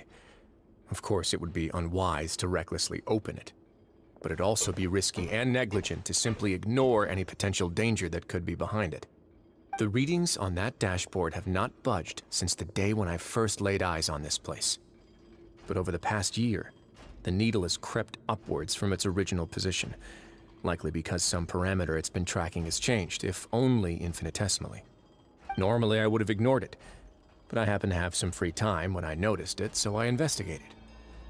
Any guesses what the reading could be tracking? Very reasonable guesses. I've considered both of those as well. Unfortunately, our dashboard is tracking something less ordinary. The temperature should vary with weather and climate changes, so for something that rarely shifts, the water pressure is more likely. We ran a few tests to increase the pressure from the outside, but the readings didn't change at all. Later on, a few more possibilities occurred to me, such as a potential connection with the primordial sea.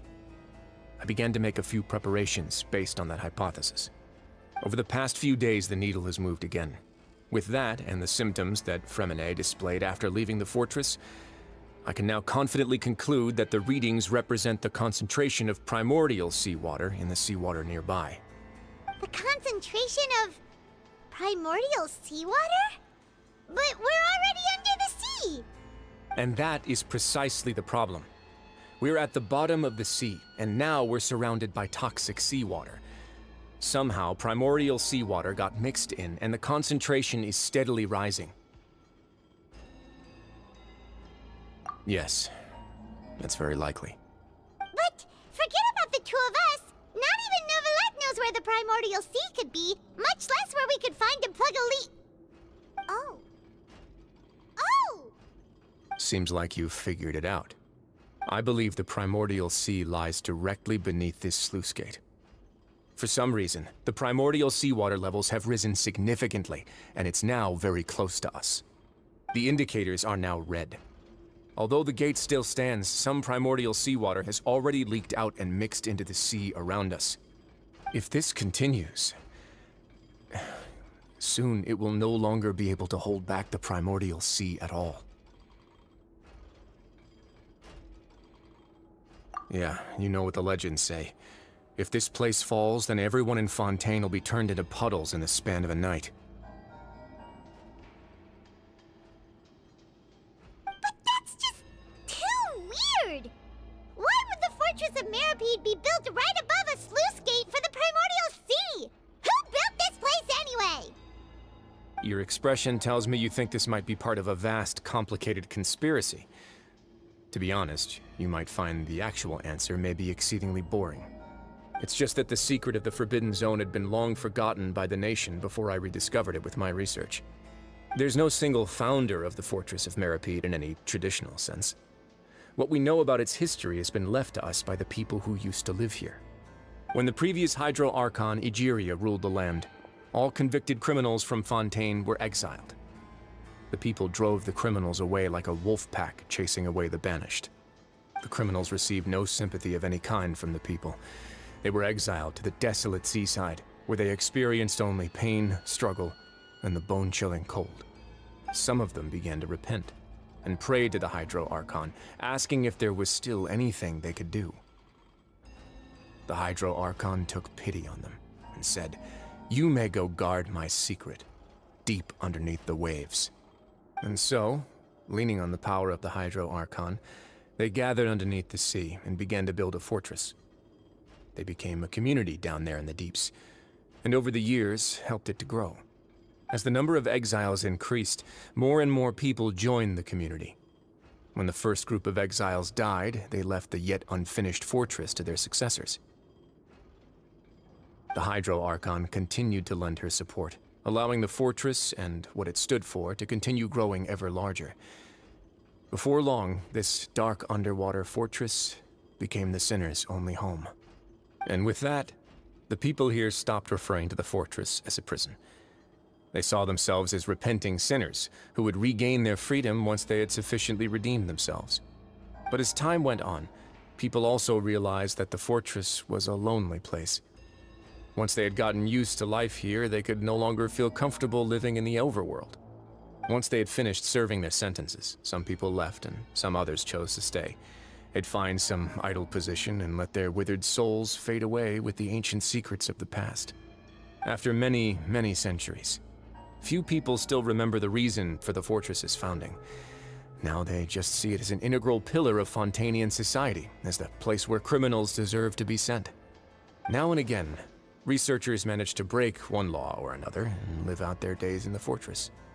I learned all this from an elderly historian. Everyone else just thought he'd made it all up. But now you know every part of that history is true. Indeed. It's just as the prophecy says. If this gate fails, then everyone will be dissolved into the sea. To be frank, not really. But sadly, that hasn't stopped this prophecy from proving all too accurate. Prophecies are troublesome things. Just hearing one will create the first wave of panic. Seeing signs of it will bring about the second, and actually witnessing it in real time, the third. Let's go somewhere else. I want to show you something.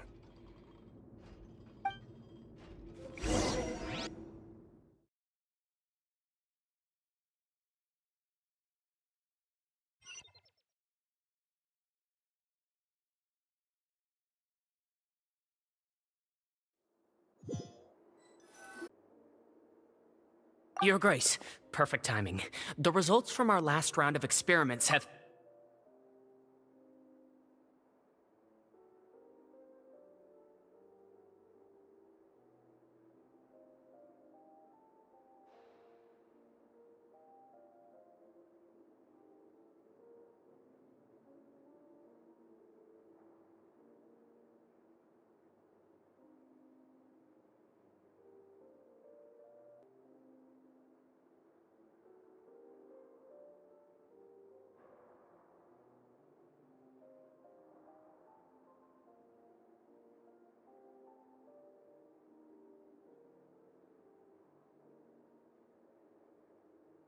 Wait, Jurier, he's not alone!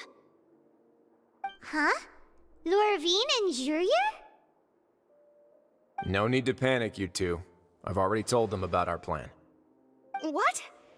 After you warned us not to tell a single soul about any of this? I'm skeptical as well. Are you sure they are trustworthy? The results speak for themselves, don't they? These two may already know more than you could ever imagine. All right then, if Your Grace insists. They seem harmless enough, so I'll trust them for now. Well, how about some reintroductions? This is Jurier, one of the highest-ranked researchers from the Fontaine Research Institute. He used to work under Edwin. I trust that you've heard of Edwin? Good. Saves me a bit of time explaining. Edwin's main areas of research were archaeum and gravimeters. As his assistant, Jurier is quite familiar with them as well. I hired him to be my technical consultant. You want to blow up the fortress of Meripede? Ah, what a lovely idea. I'm already imagining it in my head. Gotta admit, I'm tempted as well. Guys, focus! Focus! That taskmaster over there is Miss Lorvine, and is also one of my technical consultants. While Jurier used to be Edwin's assistant, she used to be Jurier's assistant. Ooh, are they together? See, everyone keeps asking this question. Are you too sure you're not a couple and just using your work as a convenient cover? Your Grace, I am not in a relationship with this man. If I dated her, I'd officially be madder than Edwin.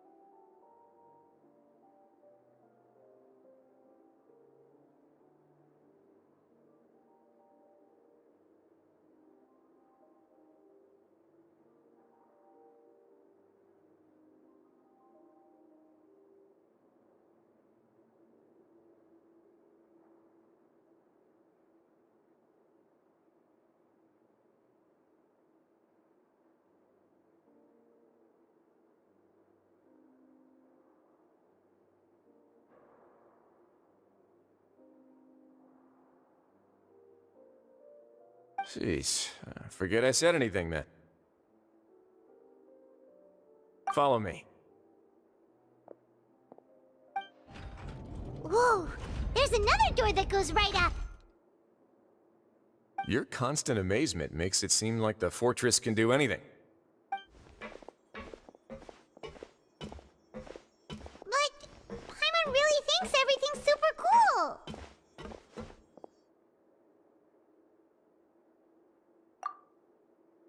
Well, let's spice it up a bit. And here you go.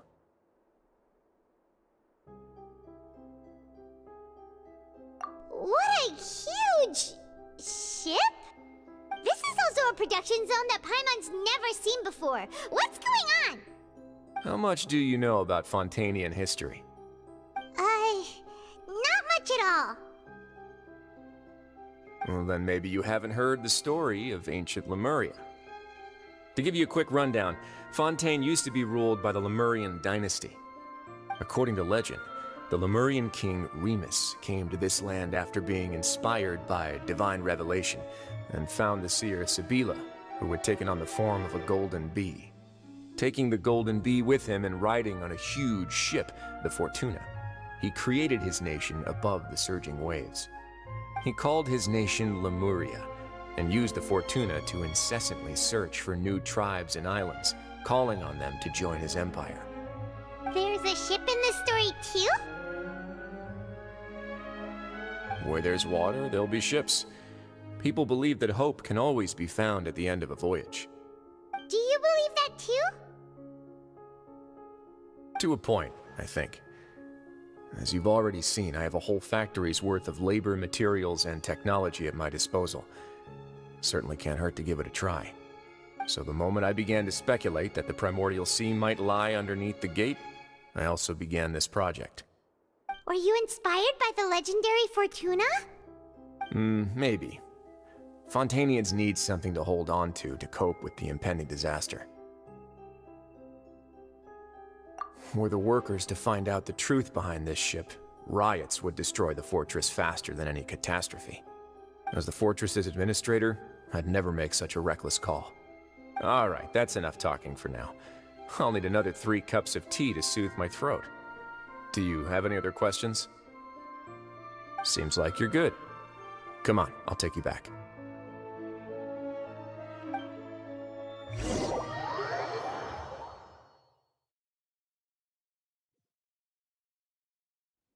I'll leave you here for now. Oh, thank you so much. No worries. But don't forget, it's up to you whether or not you want to share what you just saw. What you do from here on out will likely affect those 3 as well.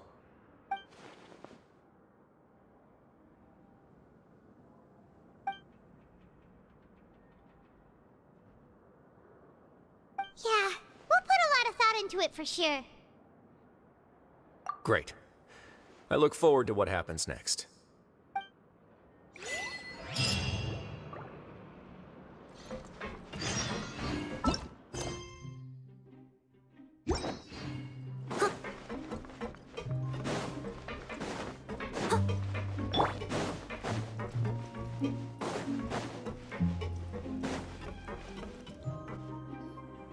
We're back!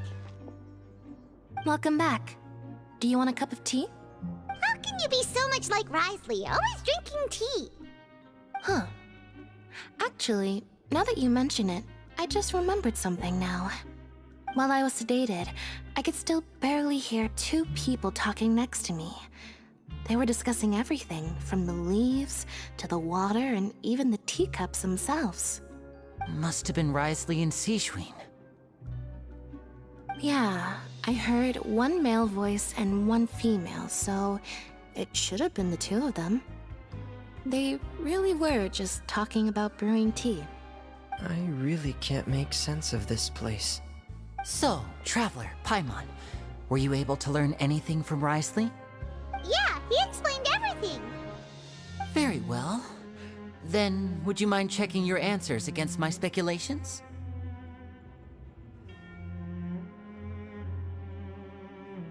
Yeah, I took the time to rest, so I'm feeling a lot more relaxed now. Nobody else is around, and Miss Sijwin is also busy with something or other. So let's just talk here. All right, then I'll posit my theories. I asked myself 3 questions. Firstly, why was Fremine affected by the primordial seawater? It was because he dove into the sea. My theory is, the long-lost primordial sea is probably very close to the fortress of Mirapede. Whoa, he's good. He got that right on the first try. That's our Lenny. Secondly, Wriothesley's attitude changed dramatically during the course of our stay here. He ignored us completely at first, then suddenly roadblocked us. Why? I spent quite a long time thinking about this. If he has been monitoring the Fatui since the very beginning, he probably ignored us at first because he was hoping we could find Master Child for him. What's more, the Fortress of Mirapede is not part of Fontaine's court system, nor does it report to Udex Nervulet. Wriothesley is basically the king of a no-man's land. As long as the fortress doesn't do anything about Master Child's disappearance, Father can use it to pressure the Fontaine authorities. And while the 2 factions are pitted against each other, Wriothesley will be free to move between the parties of interest. If I had to guess, he probably has something that he's working on himself. It's likely related to the secret of the infirmary, but I just can't think of what it could be. You're super smart. Thanks so much. Then finally, there's the last question. If Wriothesley does have a plan, what could it be? All I know for now is that his plan probably has something to do with the changing nature of the seawater. He's even gotten Cloran to help him out. That can't be the full extent of what he's doing. There's probably a secret passageway behind the block in the infirmary, and there's something big in the fortress that most people here never get to see. He has a bargaining chip, and it could be important enough for Father to deal with him directly. I don't have enough information, so I have no idea what his chip might be. But let me guess. You have the last piece of the puzzle.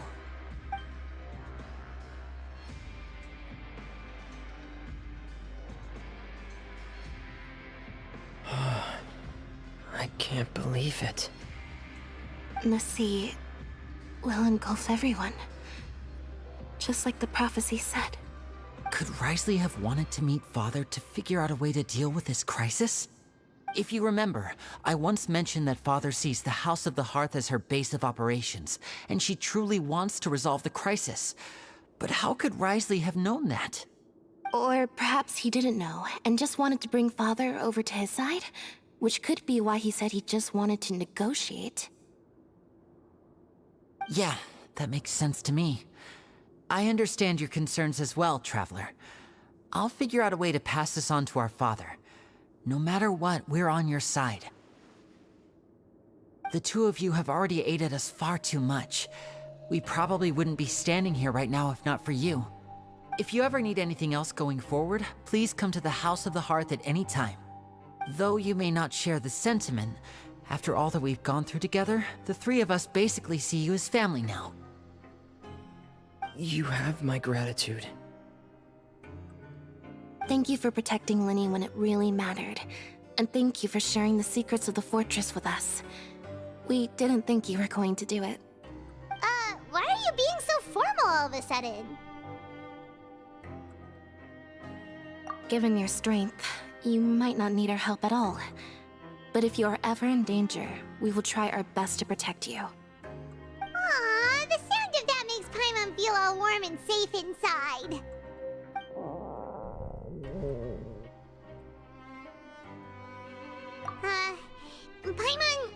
Paimon's hungry. Oh, you've done so much already. Go get some food. Alright, then we'll catch you guys another time.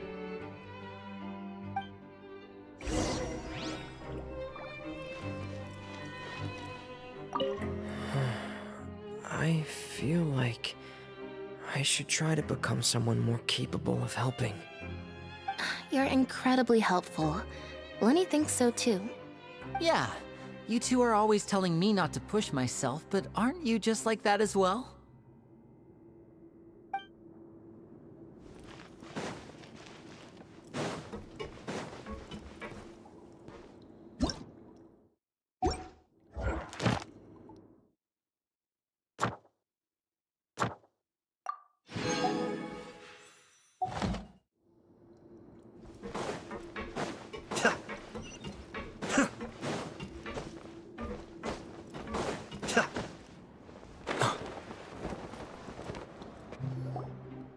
It's time for dinner. Welfare meals now being served in the coupon cafeteria. Come on, let's go pick up ours as well. Traveler and Paimon, over here. Are you here for dinner too, Miss Sijween?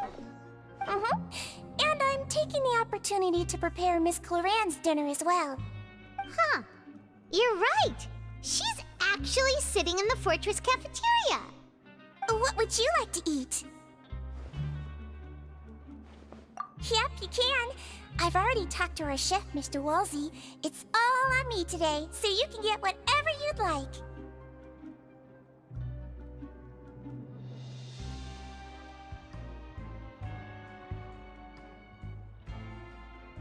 Me too! Don't forget Paimon! No problem. Just leave it to me.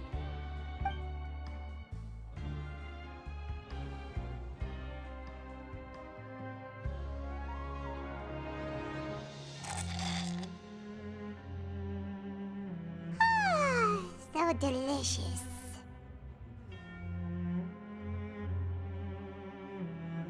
Is this how it feels to be freeloaders? Wait a second, we did do plenty of work after all. Feeling full yet? How's the food? Delicious!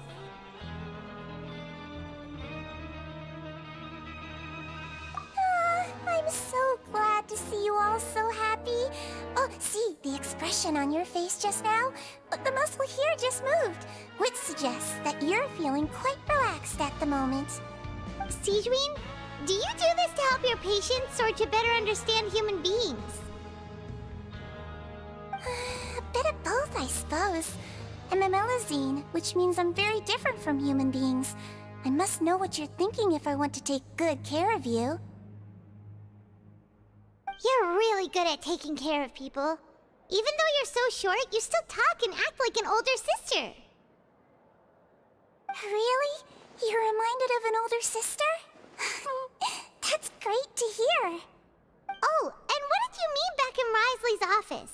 When you said that you were protecting Linny and his siblings as well? Oh, that. I just asked His Grace to look out for those children, especially that diver boy. I was getting a bit worried after hearing that something was wrong with the water. Thankfully, Cloran is very strong and managed to save him in the nick of time.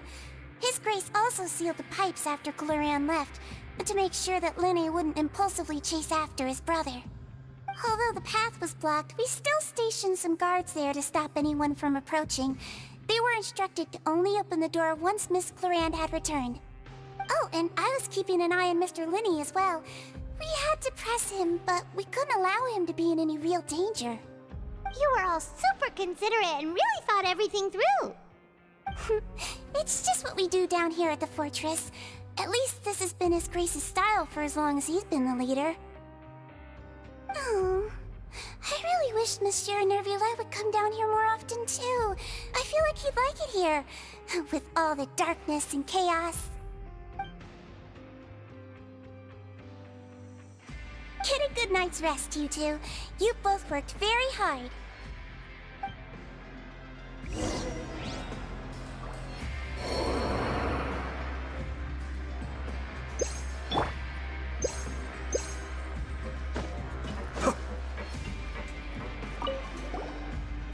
Cloran!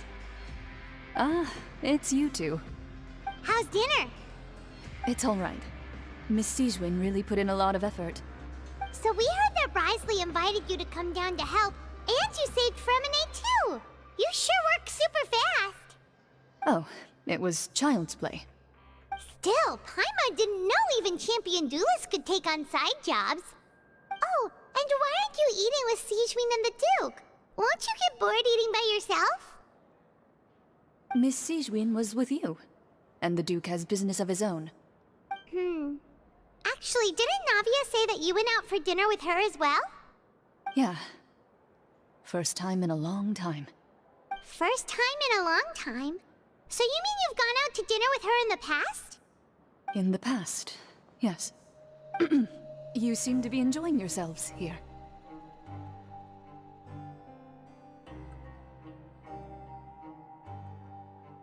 Things will be getting messy at the fortress soon. Don't run around unnecessarily.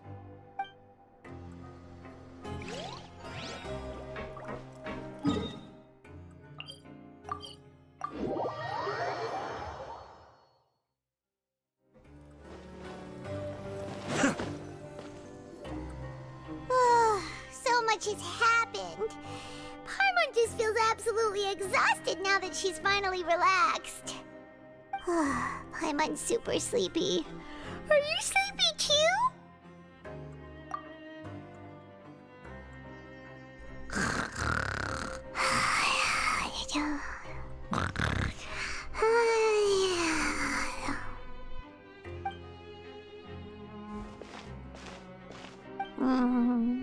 Delicious.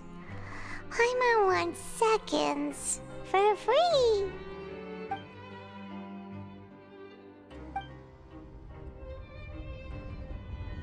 Out of my way! Get out of my way! What happened? Why is everyone running? No idea, but something must have happened. Stop asking!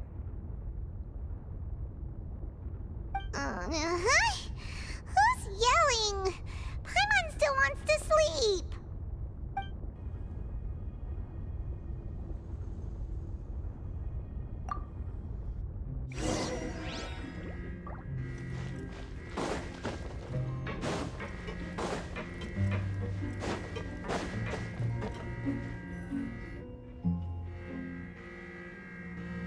What happened? Why is everyone running around? Hey! What are you doing? No time to explain, mate. Goodbye! Hey! Wait! What's wrong with these people? They won't even talk to us. They're here! There you are! Oh, thank goodness!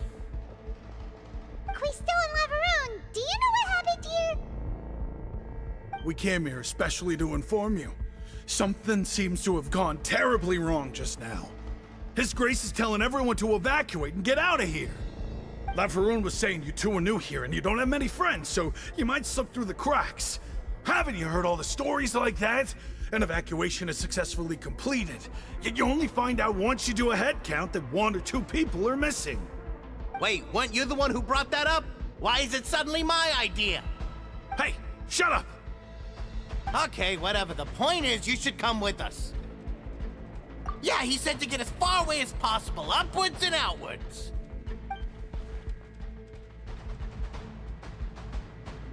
Oh no, it can't be that thing!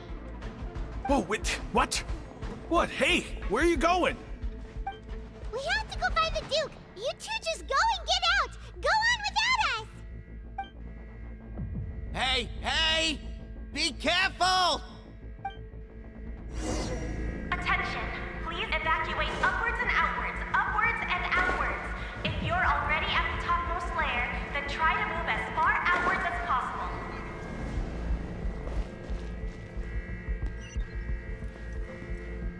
Attention! Please evacuate upwards and outwards, upwards and outwards. If you're already at the topmost layer, then try to move...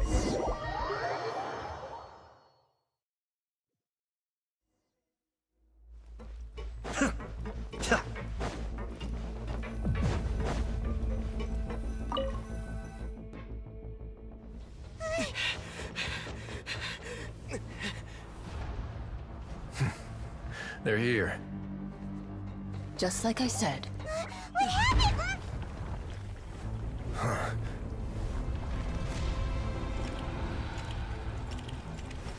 You're just in time.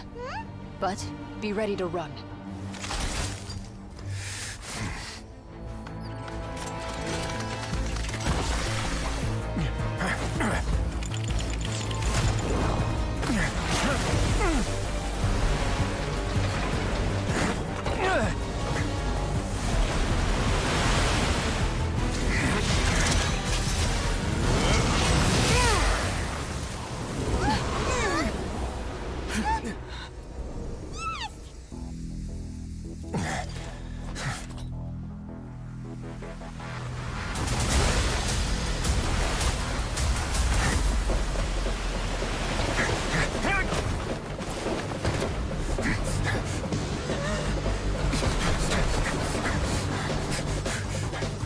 3, 2, 1.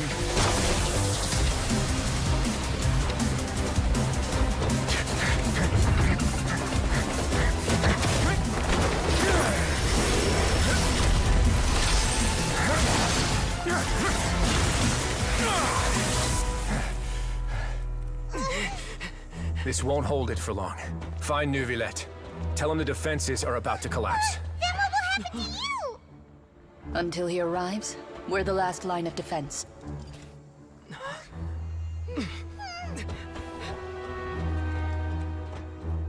The gate. How long do you think it'll hold? That depends on us.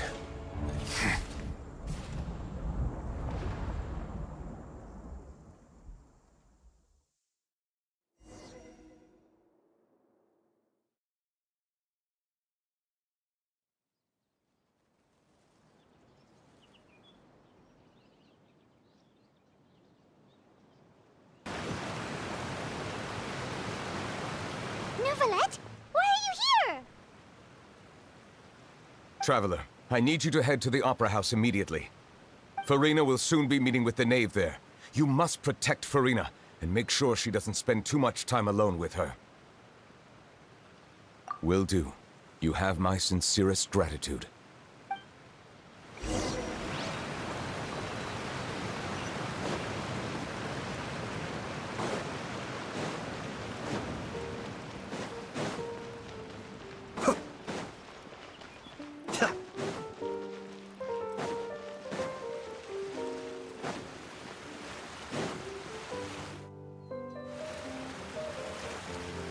Look, there are a ton of Fatui and Palais Mermonia people over there. The knave is probably here already. We need to hurry. Are you two the Traveler in Paimon? Monsieur Neuvillette has left instructions. Please follow me. Though I'm sure he's already explained, this should be a mostly cordial conversation, unlikely to give rise to violence. But it would be most appreciated if you could protect Lady Farina to the best of your abilities.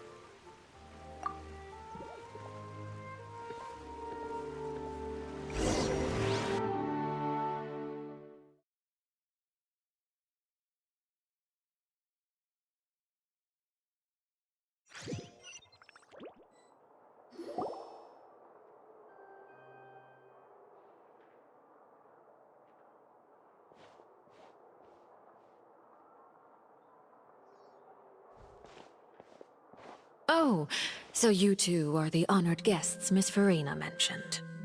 Of course, of course! How could they not attend a meeting such as this? I must always have 2 or more guests at my dessert table. Otherwise, the occasion would be too lonely and unbecoming of my station. It is my pleasure to make your acquaintance, traveler. I have heard much of your accomplishments. I am the Knave, one of the 11 Fatui Harbingers.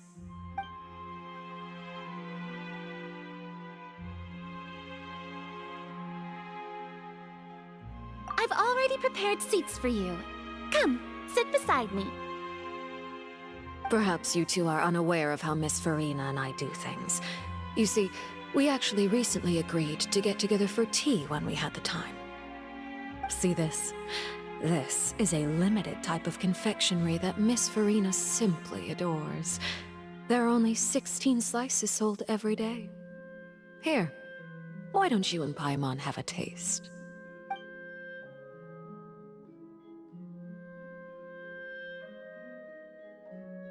Traveler, what do you think of this cake?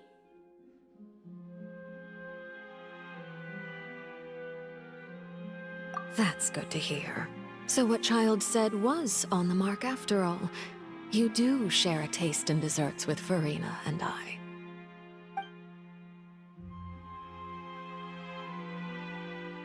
I wonder how he's doing nowadays.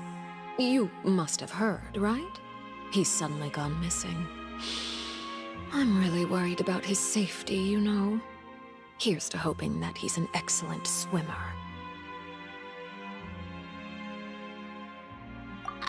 Since we're talking about him, I feel like I should add something. His martial prowess really looked certainly pretty impressive, yeah.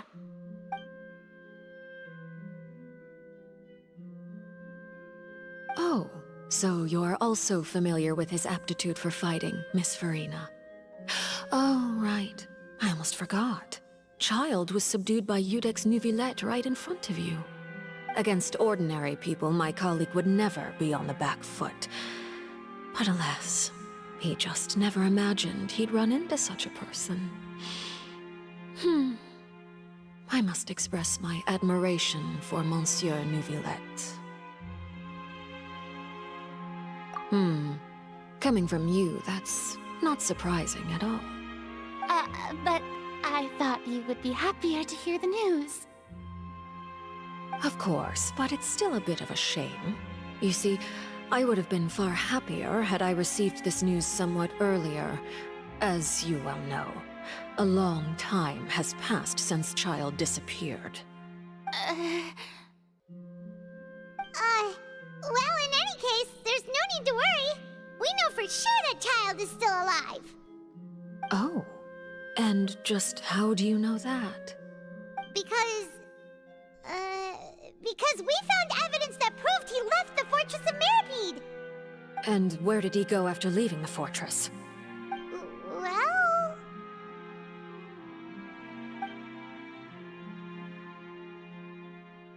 The Fortress of Mirapede lies deep beneath the waves. Unless he pranced right out of the main gate, he must have had to swim for it. Do you have any proof that he surfaced safely?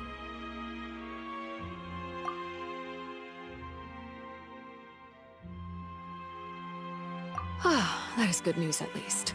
His sister Tonya sent a letter to Fontaine not too long ago. Since he was unfortunately unavailable, I picked it up on his behalf. Do you have any idea how he usually writes back to his family? Dear Tonya, your letter made me feel like we were still enjoying our time in Snezhnaya together. I'm currently admiring the scenery on the streets in front of the opera house. Is it something like that?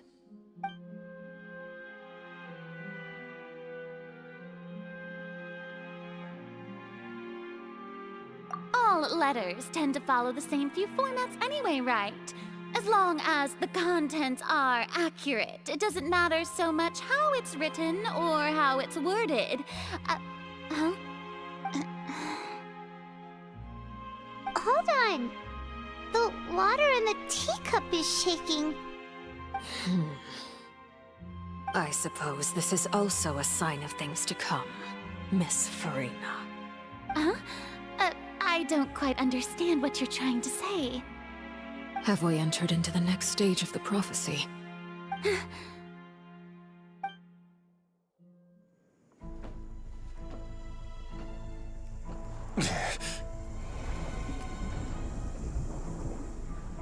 My thanks to you both. I will take it from here.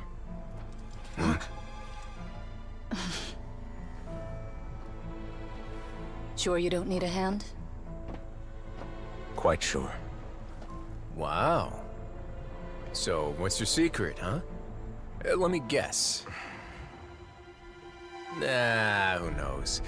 Maybe it's just your sense of responsibility. Sounds about right.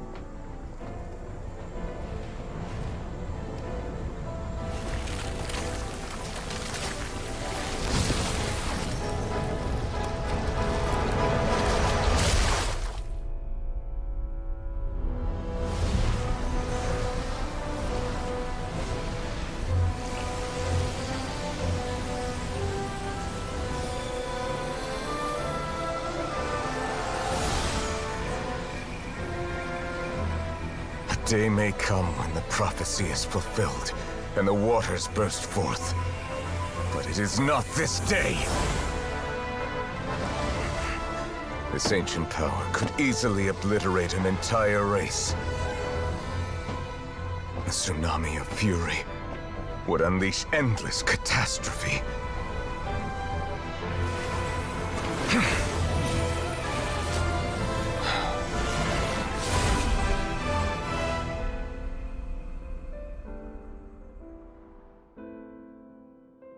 This sentence is too severe.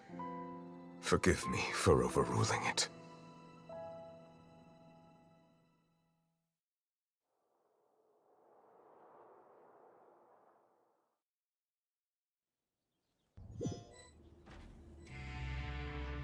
All right. Seems like the problem inside has been suppressed. Let me guess, we're safe for now. Indeed. But only for now. I win this bet. You owe me a present. Very well. It was indeed just as you said. You made a bet? We made a bet on the size of your entourage. Cloran thought you wouldn't come down by yourself. I figured you would have at least brought a few people along for appearance's sake. It appears I underestimated just how confidential the mission was. Shouldn't you have gotten used to confidential missions by now? That's just how the courts operate. So what gift must the loser give? Tea?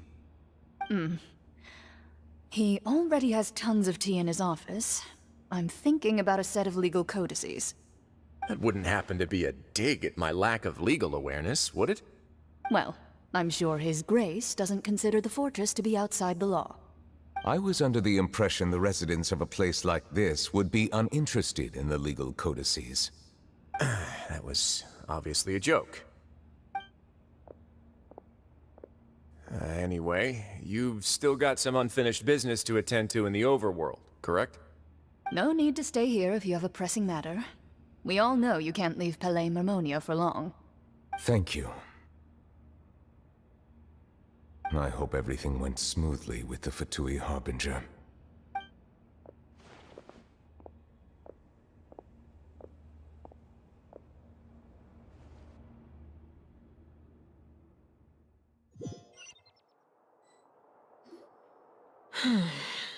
I must say, we've spent long enough playing house. Miss Farina, as the Hydro Archon, I am sure you understand the exact meaning of the phenomenon we just witnessed. Or should I say, that's what I originally thought. But looking at your expression, was I wrong? And you haven't a clue? What are you trying to say? At this point, I don't think there's any more need to speak as diplomatic representatives. Allow me to speak to you now as just a Fontanian. You know the prophecy by heart, and also that every part of it is being proven true. Yet, here you are relaxing, drinking tea, and eating desserts as if it's all nothing more than a few stray bugs in your garden. Do you really think that's acceptable? The prophecy's hanging above our necks like a guillotine. Every faction is looking for a way to either avert the disaster or save their own. Even the orphans of the House of the Heart have devoted everything to saving their homeland. But you? It beggars belief just how nonchalant and carefree you have been. From the very beginning, you, the god Focalor, you have utterly failed to take action. You're wrong. I've never ignored the prophecy, nor have I just been passing the time in self-indulgence. Retract your accusation and stop doubting the wisdom of the gods with such absurd conjectures! I am not alone in my doubts, you know. All the children of Fontaine may be harboring the exact same thoughts right now. Oh, great Hydro Archon. How are you going to save them? Save us? How are the people you've sworn to protect supposed to survive in a land that will soon disappear beneath the waves? I have my ways, and I've been working on them for all this time. Even if you look down upon me, you have no right to judge me. Fontaine will be saved. Even if I still cannot see the true future right now. As long as I continue on as I am, I will be able to hold my head up high!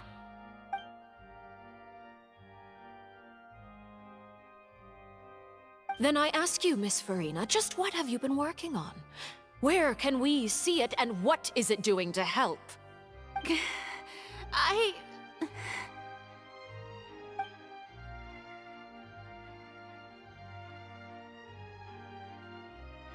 My machinations are just like the prophecy itself. They will only reveal themselves at the fated time. It is just that beings like yourselves are unable to perceive them as of yet. I see. As a god, the proof of your labor always lies beyond prying mortal eyes. Allow me to be so bold as to ask another way. Would it be possible for you to tell us the parts of your plan that are not confidential? Such as your emergency response plan for the impending disaster? An emergency response plan? Oh, that look in your eyes. Have you not even prepared one of those? The emergency response plan is also strictly confidential. Then allow me to jog your memory. Miss Farina, what is the purpose of your Oratrice Mécanique d'Analyse Cardinal? And what do you plan to do with the massive amounts of indemnitium that has accumulated over the years? The Oratrice? It's just like it appears to be. So you also have no idea. If I'm not mistaken, someone's using it to prepare for something. But unfortunately, it would seem that someone is not you, Miss Farina. I first caught wind of this when Linny tried to investigate the Oratrice in the Opera House. You see, even just getting close to the core contaminated him with an extremely large amount of indemnitium. But even if that had nothing to do with you, then what could you possibly be working on, oh great Hydro Archon? Oh, right. I almost forgot. Udex Nouvillette is not at the tea party with us today. Miss Farina, I suppose you must have ordered him away to take care of some troublesome business. Yes, that's exactly right. Please keep it a secret for me. Of course I will. Although, I must say, Miss Farina, you seem quite insecure without the Udex by your side. Oh, very well. Let's stop that conversation here. There are still a few slices of cake left, so please, help yourselves, everyone.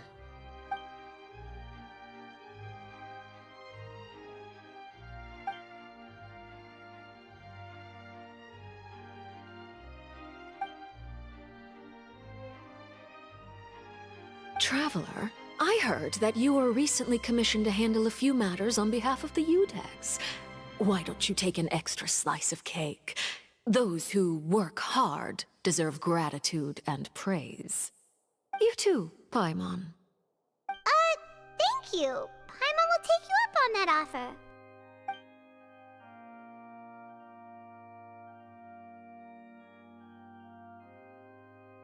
Oh, Paimon's super full. That cake was great. If it's on my tea table, it must be of the highest quality. Yes, and we must thank the knave for bringing these over as well. You're welcome. I'm sure the cake also felt greatly honored to be featured at Miss Farina's table. And I was merely catering to Miss Farina's tastes, seeking a chance to chat over tea. It is getting late. Why don't we call it a day? There are still a few matters that I need to take care of, so I must take my leave now. Very well. We'll end it here. Mind seeing me off, Traveler? We could use the opportunity to discuss Child before I must be on my way. Paimon's coming too!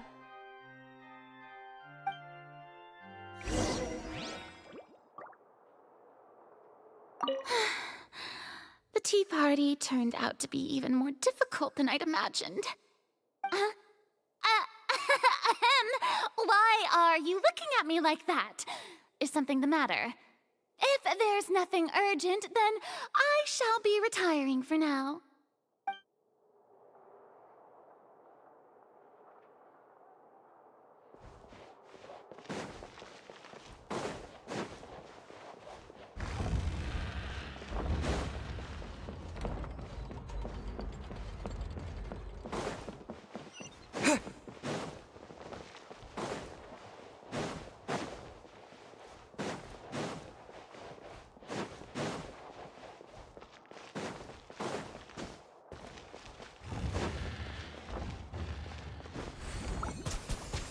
Water jet!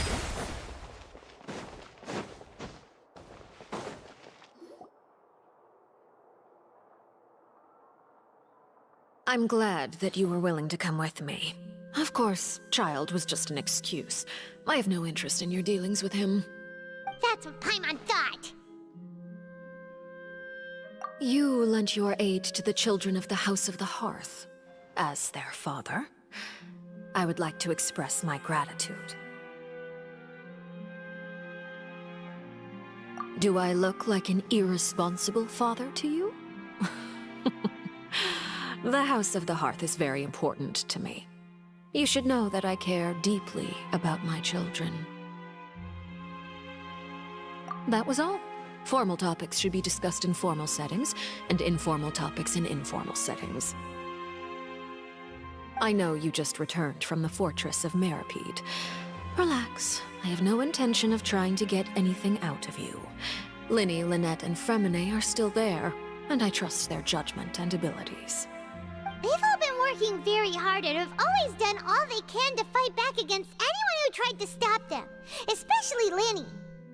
You mean Wriothesley. He's a tricky one to deal with. It's unfortunate that Linny's so eager to prove himself that he can't learn to rely on others, including me. By the way, and you can just consider this a bit of idle gossip, but what's your impression of Furina?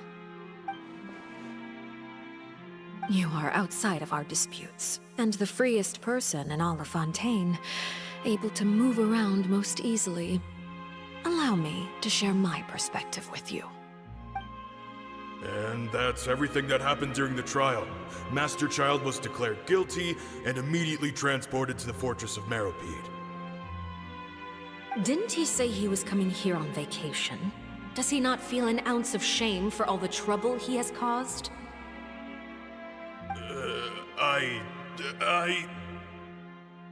Forget it. He did give us an opportunity. I will be meeting someone shortly. Do you require help with any preparations?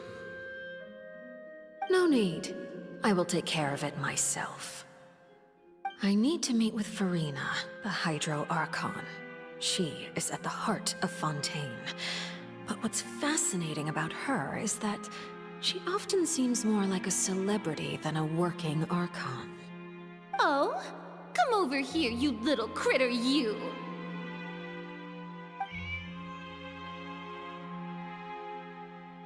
You dare to run from me? Stop right this instant! My goal is just to discover the location of the Gnosis. But I didn't expect the chance to approach Furina to be handed to me on a silver platter. This is so easy, it's actually making me a bit suspicious. Anything left unguarded is usually just bait. But no one will blame someone for taking the bait. After all, from the moment it was attached to the hook, the bait is meant to be sacrificed. It's just as I guessed in the second before I struck. The Hydronosis is not currently held by the Archon. In fact, this Archon doesn't seem like a god at all. And I sense that she's under some kind of curse. Who are you? And what are you trying to do? Please don't kill me! I'm begging you, please!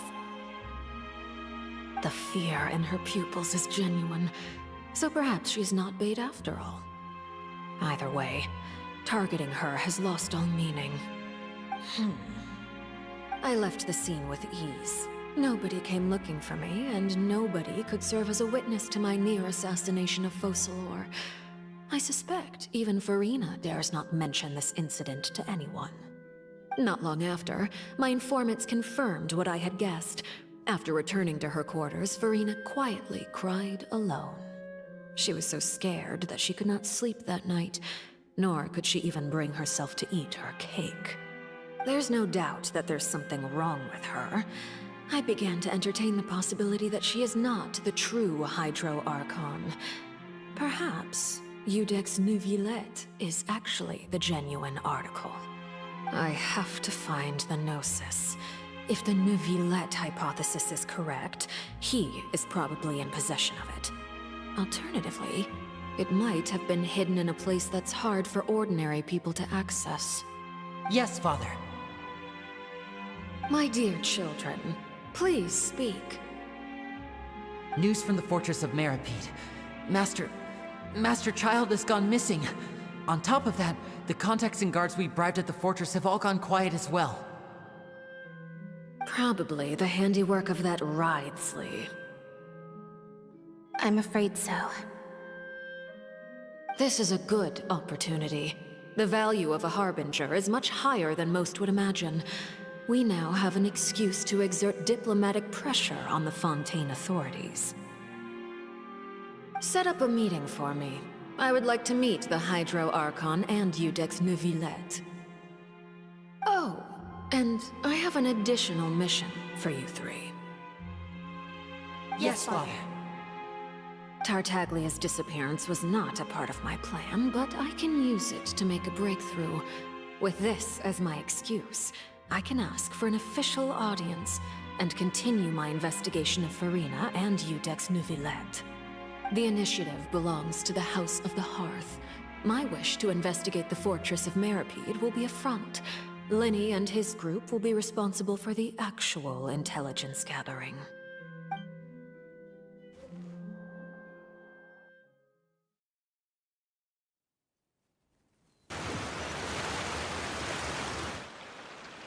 You should know the rest. Linny's group is quite close to you, so they wouldn't have hidden anything from you. You attacked the Hydro Archon? It wouldn't mean anything, even if you shouted it from the rooftops. After all, even Farina herself is still pretending that nothing of that sort ever happened. Alright then. I've now had 2 chances to enjoy tea with Farina. I have to say, the leadership of Fontaine is even more inscrutable than I had imagined.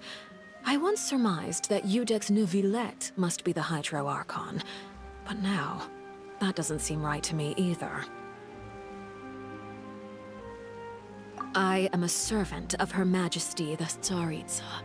Over my years of service, I've learned how a real Archon conducts and carries themselves. Whether Iudex Neuvillette or Farina, neither fits the bill. It's hard to imagine either of them as the Archon. Of course, that is all just how I feel. Gut feelings often do not require justification. It is, however, quite amusing to me that after all my years working in intelligence gathering, I've come to realize I am at a complete loss regarding the identity of the god of the land of my birth. Don't you think Fontaine is quite intriguing? A catastrophe looms, yet many secrets have yet to rise to the surface. It looks like Fontainians will have no choice but to save themselves. Ultimately, though, one must survive in order to do anything else. Should the need arise, I would be happy to cooperate with you. You don't need to commit to anything right now, of course. I have a feeling that the situation will continue to evolve, and as your name is often connected with noble deeds, I'm sure we will work together someday. He certainly returned quickly. You must want to catch up with each other, so I'll leave you to him.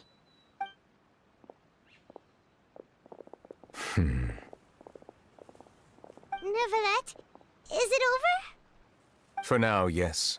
But this issue will prove quite thorny in the long term. I'm concerned that sooner or later the prophesized events will occur. Thank you for protecting Farina. To put it simply, I used my power to force back the Primordial Sea and reseal the sluice gate.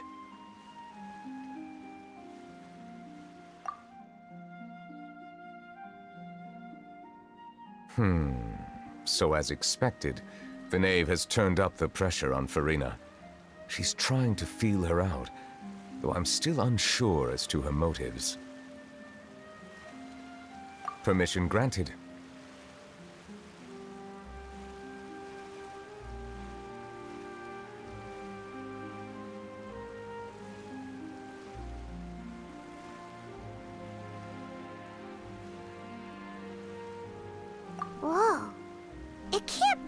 you're the real Hydro Archon, right? But that's just a speculation on our part, though. You can't tell us? Then that's okay. We can talk about something else. We won't try to force you. You guys in Fontaine are super strange. If by the phrase, you guys, you are referring to Farina and I, then although I'm not sure just what you are trying to imply, I must clarify that I do not share her positions on a multitude of topics.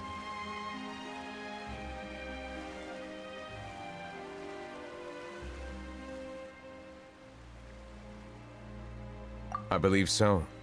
The fortress has a long and complex history. It has seen much grief and suffering. And now, another catastrophe will soon be upon us. I mourn this turn of events. Huh? Why is it raining all of a sudden?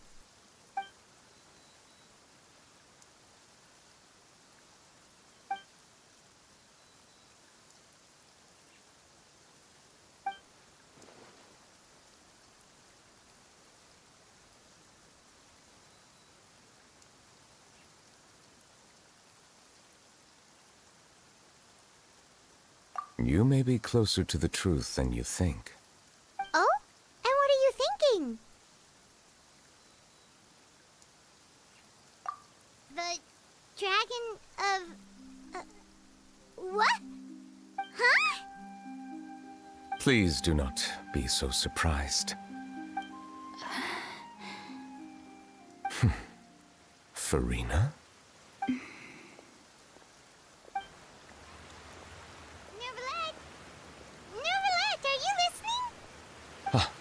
My apologies. We were just guessing randomly. We didn't guess right, did we? You're not actually the dragon sovereign of water, right? Well, if you don't want to confirm or deny... You guessed correctly. I sincerely hope you'll be able to keep this a secret for me.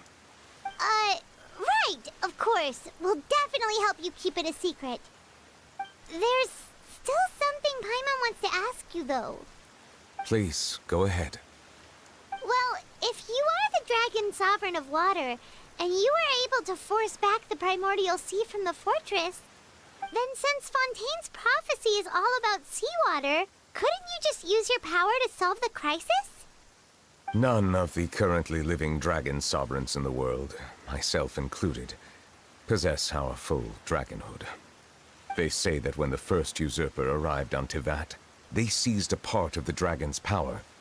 Today, that stolen power is the basis of the Archon's authorities. There are 7 elemental Archons and 7 matching dragon sovereigns. The dragon sovereign of water who lived through that era perished a long time ago. As their successor, I know far less of that part of our ancient history. In any case, I believe I will not be able to do much unless the Archon disappears and returns their elemental authority to me. Given the status quo, however, I would recommend finding another way to deal with the prophecy. Oh, so even you can't solve it. I still have some urgent matters to attend to at my office. If you have any more questions regarding ancient history, you are welcome to discuss them with me at a later time. Please go right ahead. There's a place that Paimon wants to go too. Traveler, why don't we pay another visit to the Fortress of Meripede? Paimon is a little worried. We'll see you another time. Take care.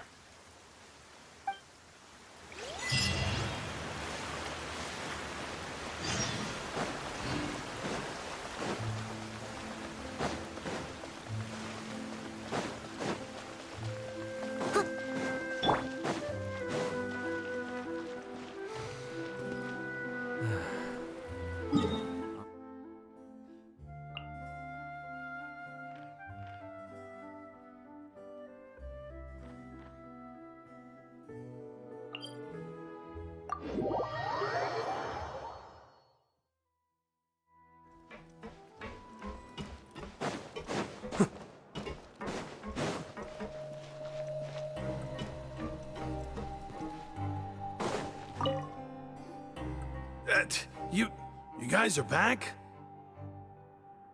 Quisto! You guys didn't get caught and thrown back down here, right? Huh? No, not at all. Ah, and here I thought you'd managed to escape from jail during all the commotion. I'd held you up as legendary jailbreakers, but now you're telling me you just never left? We're sorry, but we just had some business to take care of. All right. There's no need to get caught up in the details. We're just relieved to see you. He was super worried about you, you know.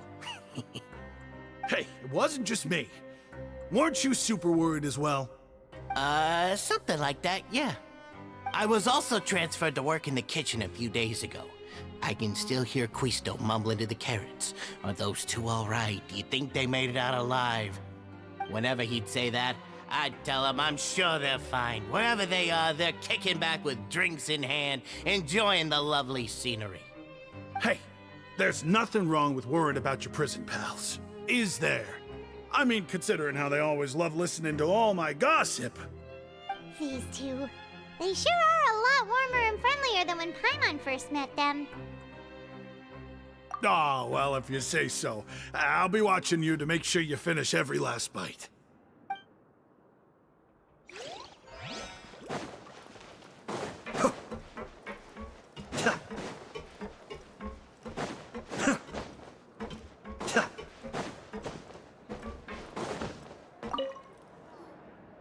Sijuin! Traveler, Paimon, you're back! Are you still doing all right? Did either of you get hurt? We're fine, but what about you guys? It was such a huge mess. How bad was it? A few people sustained superficial injuries, but that's about the extent of the damage. Monsieur Nervulette paid us a visit. It was all thanks to him that we managed to suppress the crisis for the time being. Of course, we must also thank you for the help you provided. How did Nervulette know that he was needed here? Well, Monsieur Nervulette has strong resonance with the hydro element. When the water level rises, he can feel the waves produced. I ran into the bombshell bros while bandaging the injuries of the wounded. They were mumbling the whole time about how you just ran down without a word. I'm so relieved to see that you're both all right. If you're not too pressed for time, please stay with us a few more days. Just let me know if you get a craving for any particular dish, so I can have Mr. Walsey get your meals prepared. Oh, and please feel free to visit the infirmary for a break at any time. I'd like to take the opportunity to spend some more time observing your facial muscles as well. Your happy smiles are quite contagious, you know. They're so memorable, and I've missed them immensely while you were gone.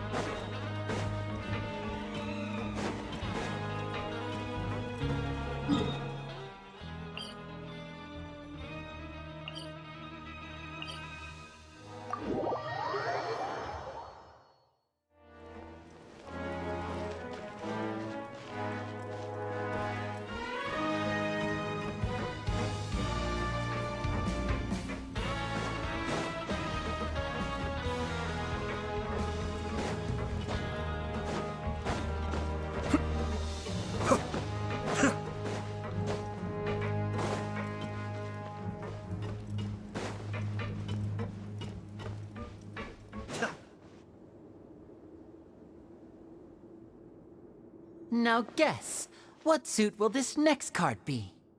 A bare-teeth cat? Well, look who it is. Traveler, Paimon. Hello, everyone. Looks like you're recovering nicely from it, eh? Thanks to everyone's support. Oh, right. I managed to work up the courage to thank Miss Clorand in person. Whoa, how did she react? She told me that it was nothing.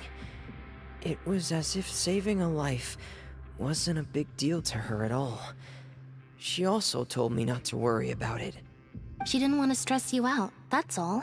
She's right, and it's best not to dwell on it. Yeah. Okay, Okay, but check this out. We went back to the opera house and we met the knave. You met Father? Did she say anything to you? She said a few things that were, a bit hard to understand. And also that she's looking forward to working with us in the future. Her attitude towards you is even better than what we'd imagined. That's fantastic. You should believe her. She has her own way of doing things, and she'll do everything in her power to help those she considers close, which now might also include you. Mm-hmm. Father is very capable, and also trustworthy. Oh, Paimon just remembered that she thought Linny was a bit too proud as well. She said that you should learn how to rely on others sometimes. Got it. That does sound like something that Father would say. Hey! Are you going to stay here for the next few days? Looks like it, yeah. Excellent. I will host a tea party. For real? Then Paimon wants another serving of cake. Another implies that you were already served some delicious cake while you were up there. How lovely. Well, next time, you're going to have tea and snacks with us.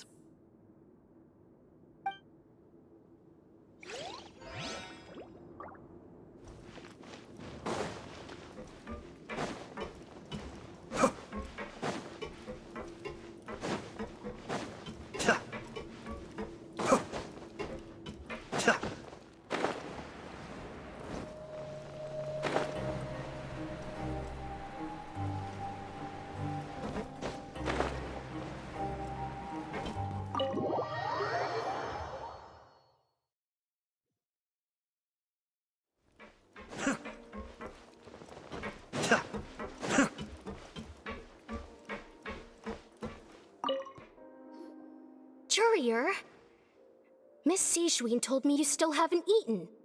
Yeah, I was working on something, so I forgot. That's no excuse for... Huh? What's you two? Courier, Lurvine, we're back! Hello there. It's been quite the mess here recently. How have you been? And you?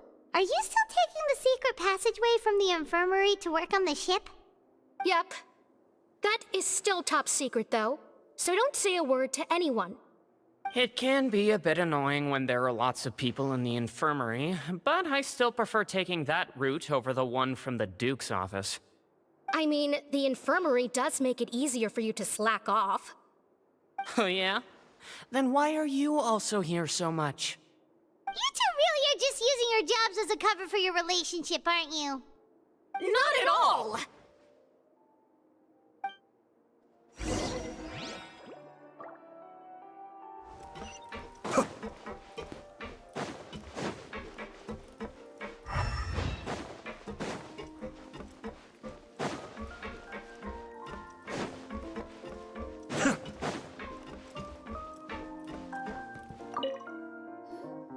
Do my eyes deceive me, or did I just see two inmates come back after making it to the surface? Some strange winds blowing of late. We wanted to see how the fortress is doing. Is everything still alright? We're fine, for the most part. Neuvillette came down and took care of the worst of it. If that's the case, why don't you just ask him to stay here? Oh, yeah, what a brilliant plan. Let's go convince the Eudex himself to exchange the Courts of Fontaine for a puddle of water in the middle of nowhere. He came here in a hurry and left without even stopping for a cup of tea. He did remember to take Miss Sijween's gift with him, though. He sure sounds super busy. Miss Cloran has left as well. She also took her gift from Miss Sijween. Were the gifts milkshakes? Neuvillette got the milkshake. Clorand received lipstick instead. Those aren't even remotely alike. Well, it's Neuvillette's own fault for making Sijween worried about his health by working so much. But besides that, our head nurse is still pretty fond of picking out beauty products for the ladies. Oh, and I have some gifts here for you as well. Are these from Sijween too? Nope, they're from yours truly.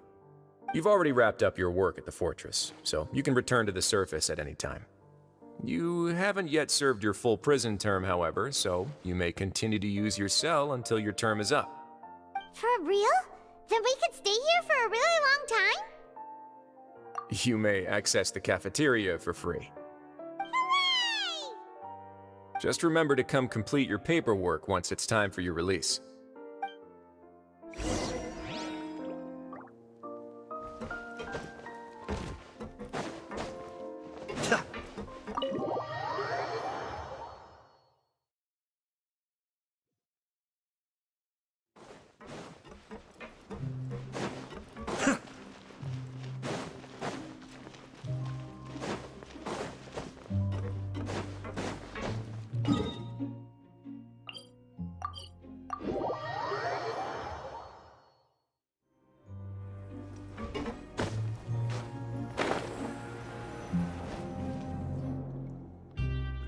We're back in our cell again.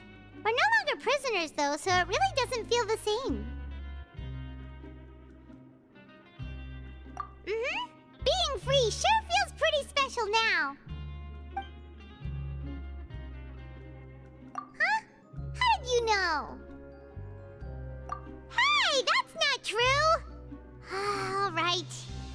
Okay, Paimon just wanted to say that we really are an amazing duo after all. It's like we've now gone to so many places together and become friends with so many people. We've never stopped traveling or stopped meeting new friends. There are so many bad things in the world, and we're just two people, but we've still been solving problems no matter where we go. Isn't that pretty cool? You're counting Paimon today? Aren't you the only adventurer here?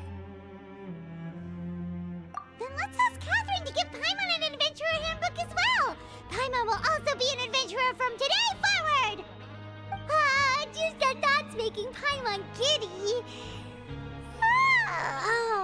Paimon's gonna crash, so you sleep soon too. The last time we fell asleep here, we woke up to a whole mess outside our cell. The primordial seawater nearly rose up. That was so scary. We should be safe now, right? All right then. Good night to you, traveler.